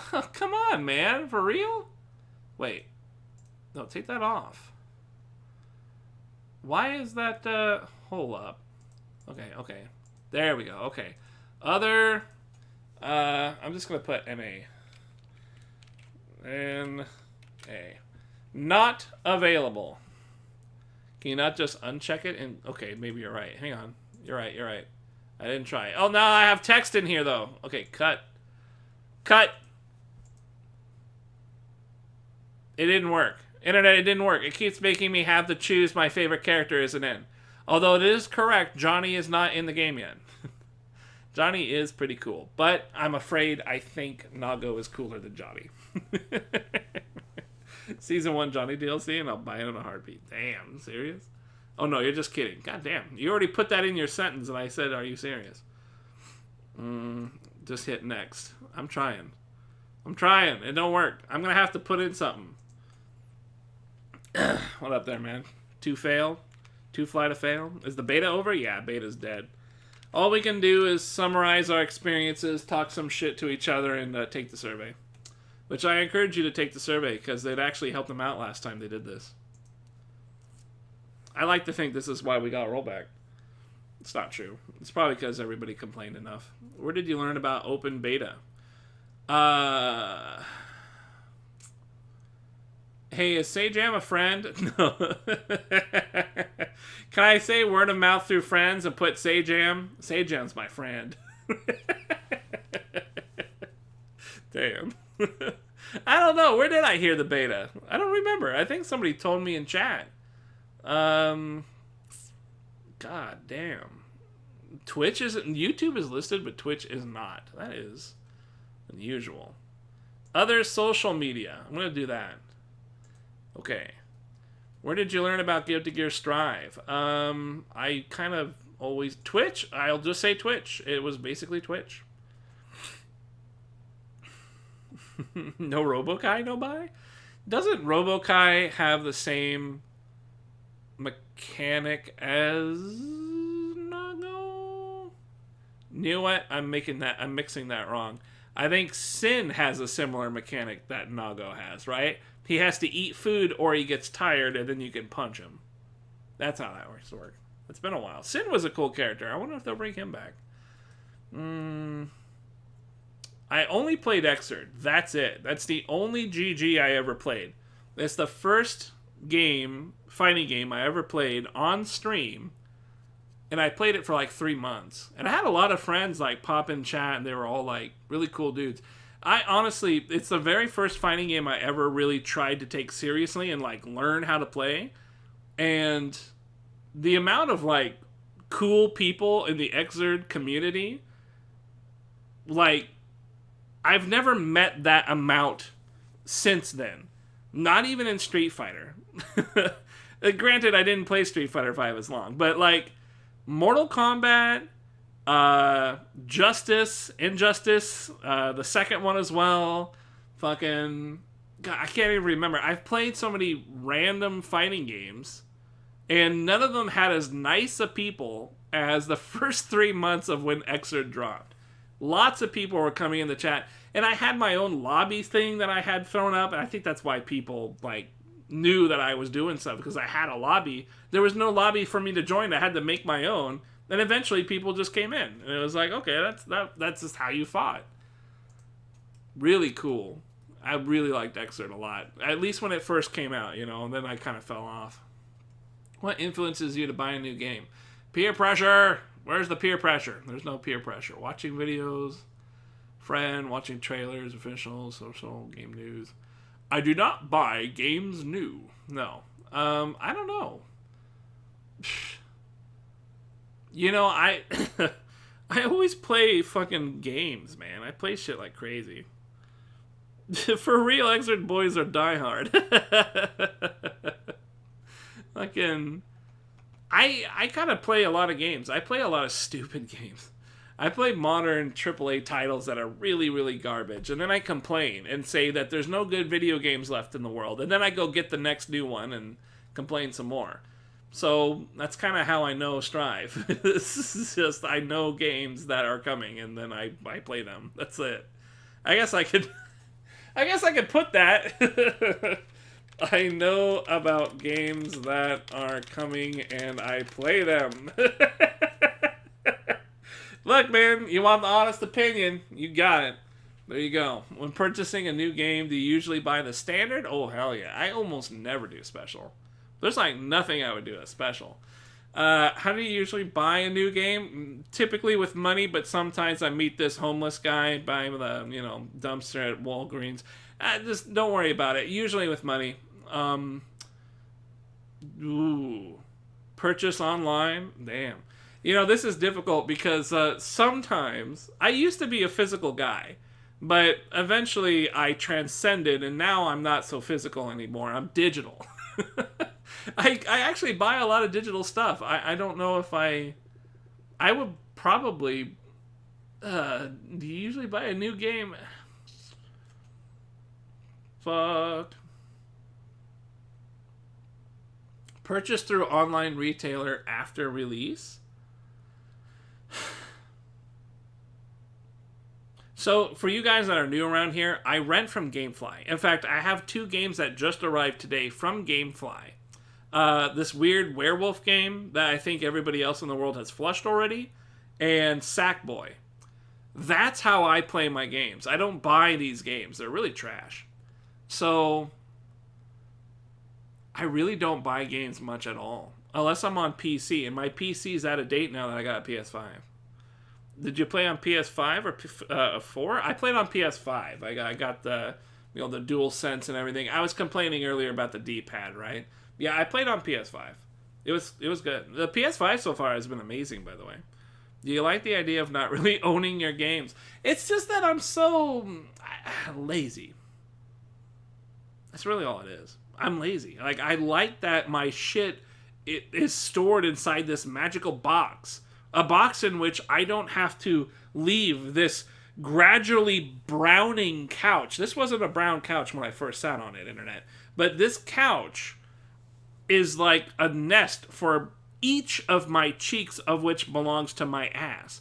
And I don't have to leave this cradling device in order to play more games if this magic talking box stores the games inside it.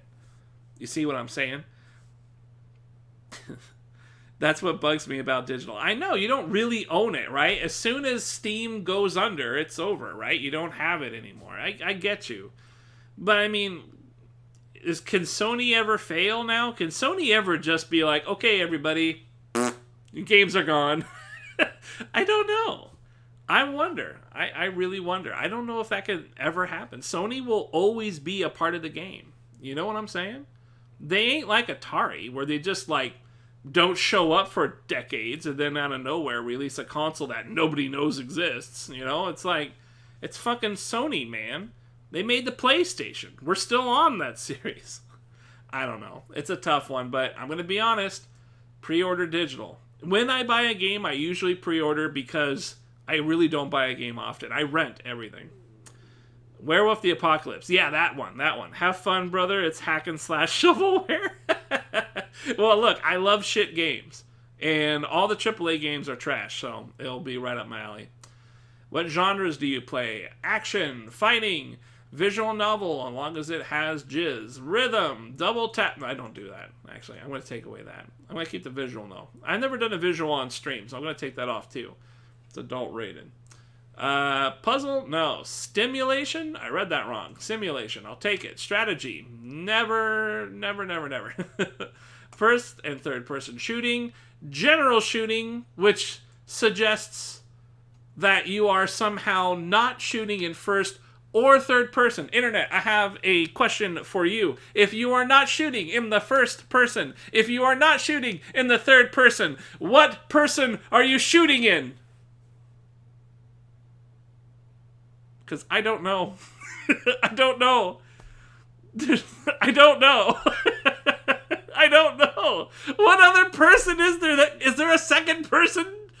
Is there a second person shooting game that I have been avoiding my whole life?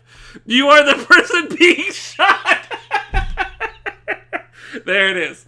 That's definitely involved. Yeah. Okay. That's mine right there. Shooting indeed. Yeah, the person being shot. All right. Those are my favorite games. That's too good. I like it. There are shmups. Oh my god. But isn't that an abbreviation for shoot 'em ups or something like that? All right. I guess that could be something. Man, if it's not a first, it's got to be a second person shooting game. Well, where's the second person?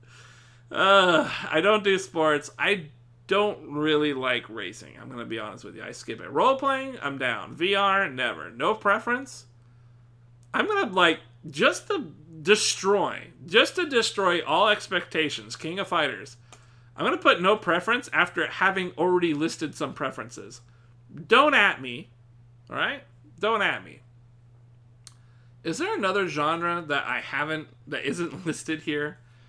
What does Steam offer? They offer some erotica, right? What do they call the porno that you can get on Steam? I want to list that. No, I don't play it, because if I can't stream it, I don't play it anymore. This is tough. Whatever. Fuck you guys. What is your favorite fighting game? Damn. Alright. I wonder how many of you guys know the titles that are on here. Arcana Heart series. I heard of it. I don't know what it is. BlazBlue, Calamity Trigger, Central Fiction. I only know BlazBlue because of Blaze Green, so I'm gonna skip both of these. Chaos Code series. I've heard of it. I don't think I've seen it. Dead or Alive. I played it. I'm not a fan. Dragon Ball Fighter Z. I own it, but I suck at it, and I dropped it really fast. And I hated the online netcode. It was miserable. Fist of the North Star series. You know what? I love watching it, but that is so broken. That is such a broken game, but I love watching tournaments for that. Yow. That's tough. Let's put a pin in that. Garou series. Now, this is weird. Garou is not a series. Garou is King of Fighters, Mark of the Wolves, right? Am I good on that? Is this a trick question? I feel like I'm being tricked. Because Garou is just a title in the King of Fighters series. So why is it called the Garou series? Because there's a King of Fighters series. I am correct.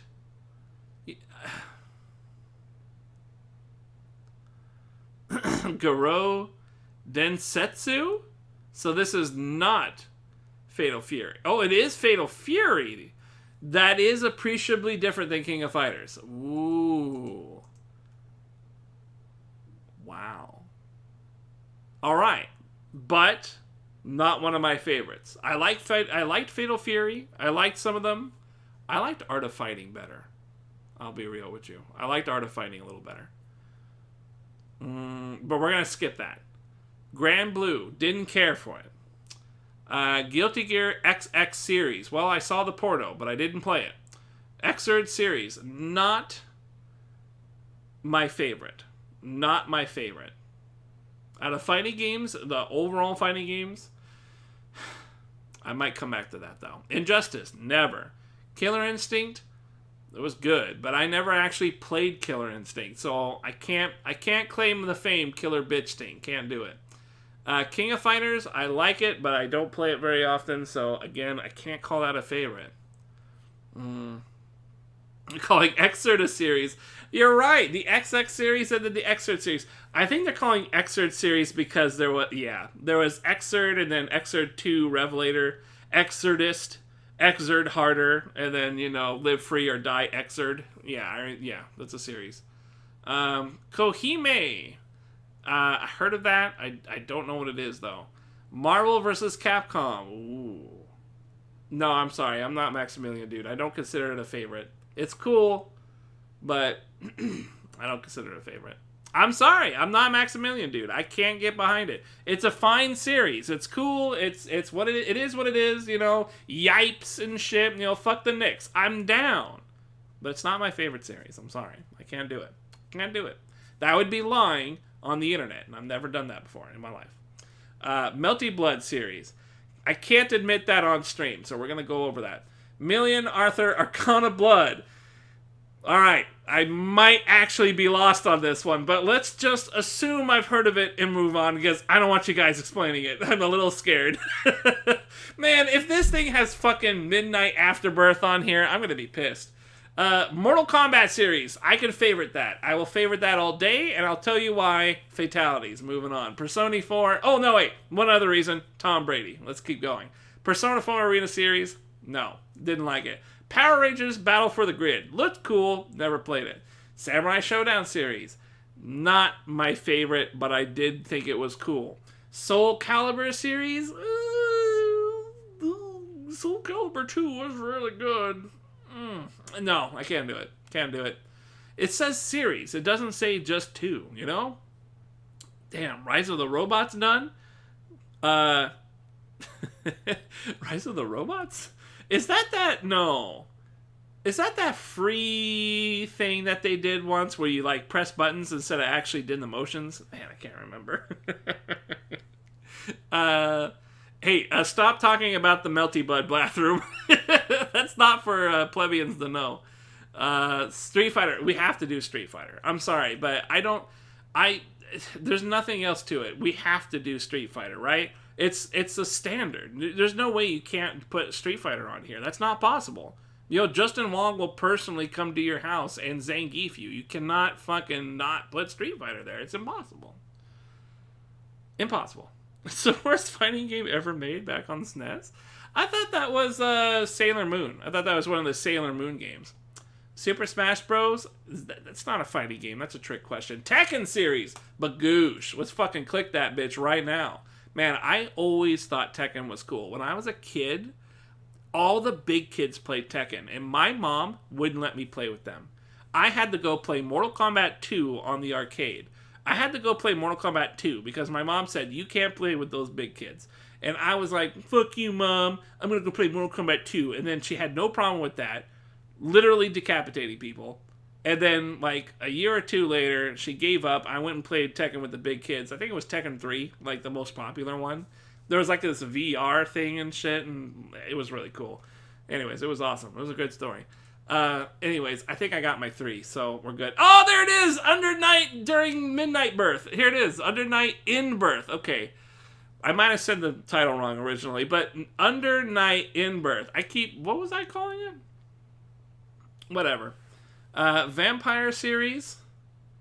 No. I know a lot of people have a hard-on for the vampire thing, but I'm good. It's Legacy, baby? Shaq Fu? I think I'm good. Mortal Kombat, Street Fighter, and Tekken.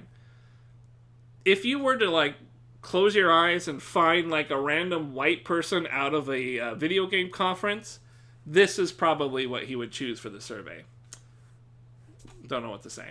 I mean, what? I mean, I could do Fist of the North Star. Maybe I should take off Tekken and put Fist of the North Star there. I don't know. But these are good, man. Like, fucking... I'm not going to put Midnight Afterbirth. That's what I called it. I'm not going to put Midnight Afterbirth and Melty Blood. Come on, man. Fucking have some self-respect.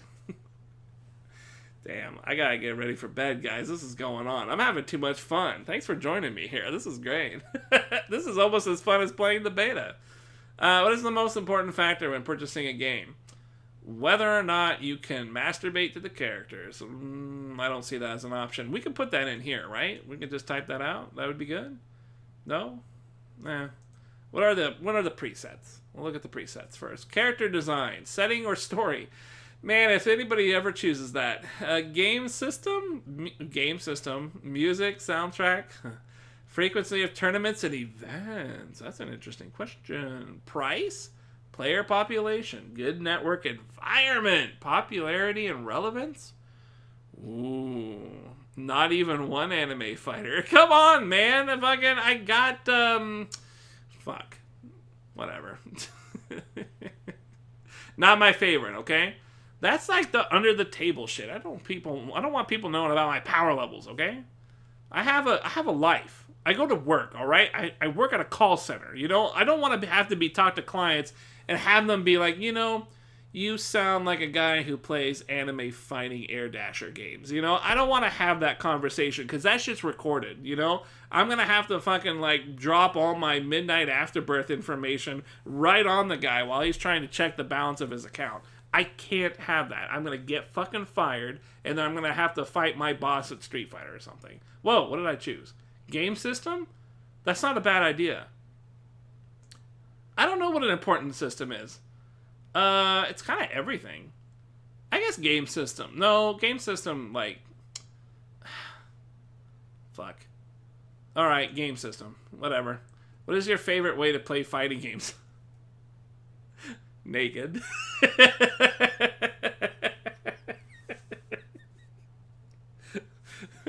I like to play Smash Bros with my pants off. It's my favorite way to play fighting games. All the fighting games. I play all the fighting games while I'm playing Smash Bros with my pants off. Oh, that shit's funny. That shit will always get me. Yeah, player populations, there's a couple of things. Look, we could argue, okay? Character design, setting and story, fuck all that. Music, soundtrack, fuck that. Price, fuck that.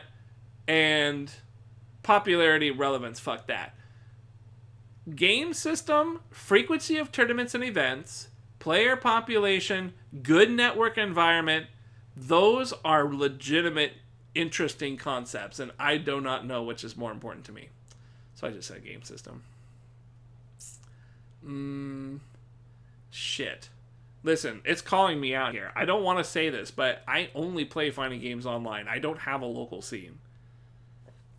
That's a lie. I have a local scene. It's just I'm too much of a bitch to go and actually hang out at a local scene. I'm old, I'm sweaty, and I work nights. So I don't want to have to drive all the way to Seattle. I'm in Washington State. I don't want to have to go all the way over to Seattle to fucking hang out and play Tekken. You know, get my ass handed to me at Tekken when I could perfectly be at home and get my ass handed to me in Tekken in the comfort of my home.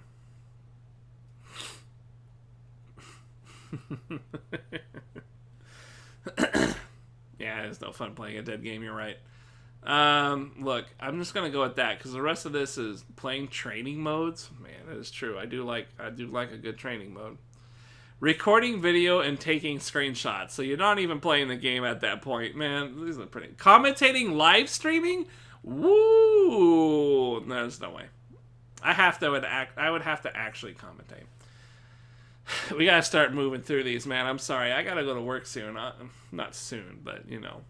On average, how many hours of home console gaming do you play? Well, let's just check how long I've been on Twitch. Forever. All right. How's that? I mean, way over 30. I do not play home console games. Damn. On average, how many home console games do you purchase? Damn, that's probably like 1 or 2. I rent everything I play. On average, how much do you spend on home console?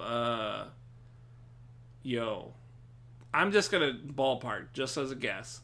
What is your favorite kinds of entertainment? Oh. Internet, I'm gonna take this part of the survey off screen so that I can just put a little bit in everything.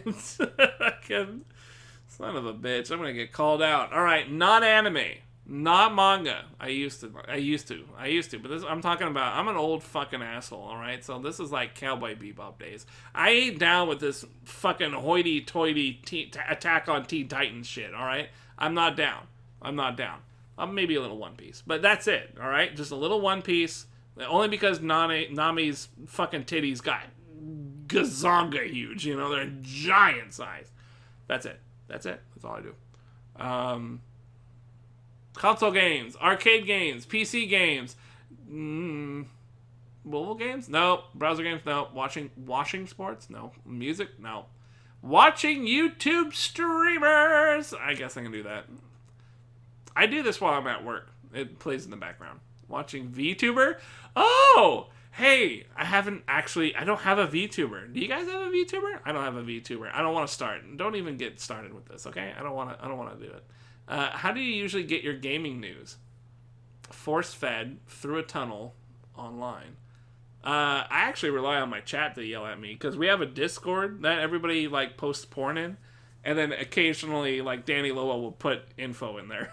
So like I either get that or from other streams. Really, that's about it. Really, I guess Twitch. Is Twitch a thing here? I don't see it. I don't really see it. Man. Look, I don't do any of these. I don't like these, okay? IGN. I don't really go to Reddit. Yeah, they added VTuber. It's separate from YouTuber streamer. You can be a VTuber. It's right there. Watching VTuber. Can you believe it?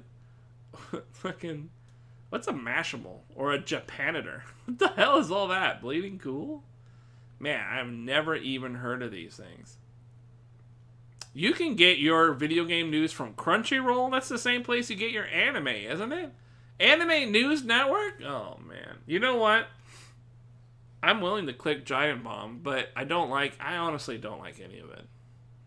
I don't like digesting news from the industry. I like hearing of it through other people. I'm just going to put in Twitch. I honestly just watch fucking, God, I capitalized the W. What are you doing there? I just watch like Eris or Sajam or Li Joe or fucking Spooky or Junya. You know, I watch random fighting game people is basically it. And then inevitably those dudes start doing other things, and it's like I learned games that way. It's so easy that way. SRK being on there when SRK hasn't really kept up with the news since before SMV is interesting. SRK was on there. Ain't Giant Bomb trash now? Yeah, I know a lot of people left. A lot of people left for sure. Lastly, let us know if you. Oh, please let us know suggestions or concerns. Internet, we know. Please fix the lobby system. Junior. Giuna. That guy's kind of a dick. You know, I'm not gonna lie. Me and him, we have something in common, and it's this fucking receding hairline, right? But that's where the similarities end. The guy fucking has too many viewers. He's too opinionated. And frankly, I think Sajam's just a better overall person than him. It's just how it is. It's nothing personal. It's nothing personal. It's just Sajam is a more well-rounded, developed, voluptuous streamer. That's all I can say. That's all. It's nothing wrong. You know, again, we share the hairline. He's not without his bonuses. It's just there are some people that stand out in the world, and Sajam's one of them. That's how it is. Please fix the lobby connection issue. Uh-oh. I missed... So I'm working with a wireless keyboard. Please, forgiveness a pleaseroo. Connection. There it is. Please fix the lobby connection issues. Plural. Oh, and add... Uh-oh. Come on now. And add frem data. And add frame data. What else?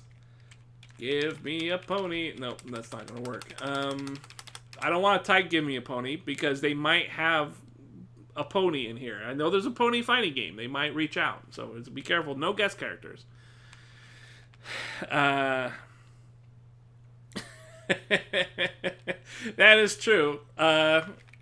Good job on the rollbackian netcode. There we go. Nice. I like it. Was there anything else? The clutterness? Nah, I don't really care about that shit. I don't care about the big counter. Yeah, I don't really care. I actually think it's cool. I'm one of those weird guys where I just think a bunch of noise. I'm like a baby, you know, a bunch of noise, a bunch of color, ooh, you know, jiggle the keys, you know. If literally there was like a gif of Harada jiggling the keys every time you counter hit someone, like in any game, really, I'd be all down for it. You know, that's all I need. Just, you know, he just stands there, you know, just jiggles the keys. He's in a suit and stuff, got his glasses. Yeah, I'd be down. Not a problem. Done. Okay. All right. Done.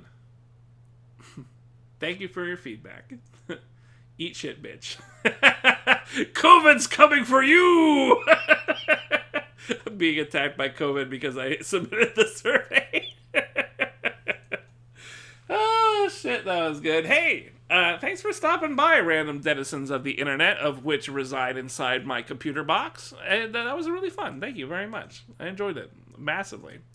Voidus 1, thanks for the follow, and EMG Annihilator for the tier 2 resub, 18 months long. I appreciate it, guys. Ooh. Anything else? What else is on your brains? Anything you want to get off your chesticles before I'm out of here? Not much to say. If you guys want to come back, I'm just going to be playing trash video games until Strive. I don't even stream that much. I have a lot of work. I work 4 days out of the week, and I work nights. So, like, this is an unusual time for me to actually be on and streaming. So, you might find my schedule is really fucking stupid. I'm sorry. I make a lot of money working nights at a call center. So, I mean, not a lot, but it's good money, so I have to keep it up. It really sucks to be a streamer and stream at the worst possible hours. But whatever. I appreciate you guys stopping by. We just gotta exist until Strive comes back, right? Nice stream time to work on a thesis. Cool. Well, I'm glad I helped out a little bit. You guys enjoy the rest of your days and nights, and maybe I'll catch you guys when Strive is actually out, huh? Another month and a half or whatever we got. Until then, I'm just going to be playing some random shit. I think I got that dumb werewolf game. I got the Sackboy game after that. I also got some PC game, Journey to the Savage Planet or something. It looked dumb, but I'm at my wit's end. I don't know what to play. I don't know what to do. I'm out of ideas, so I'm just grabbing shit out of the void and playing it. So, yeah, I'll see you guys next time, all right? Have a good one. Thanks again. It's been really fun. Had a good time. You bucket of bullshit. Right across the finish line, huh? Hey, thanks, man. Encepharum001. I appreciate the follow, man. Thank you very much. As you as well, again, Noel. I appreciate it. You guys take care, all right? I'll see you around. Whenever I see you, I'll see you. And then, I'll see you again.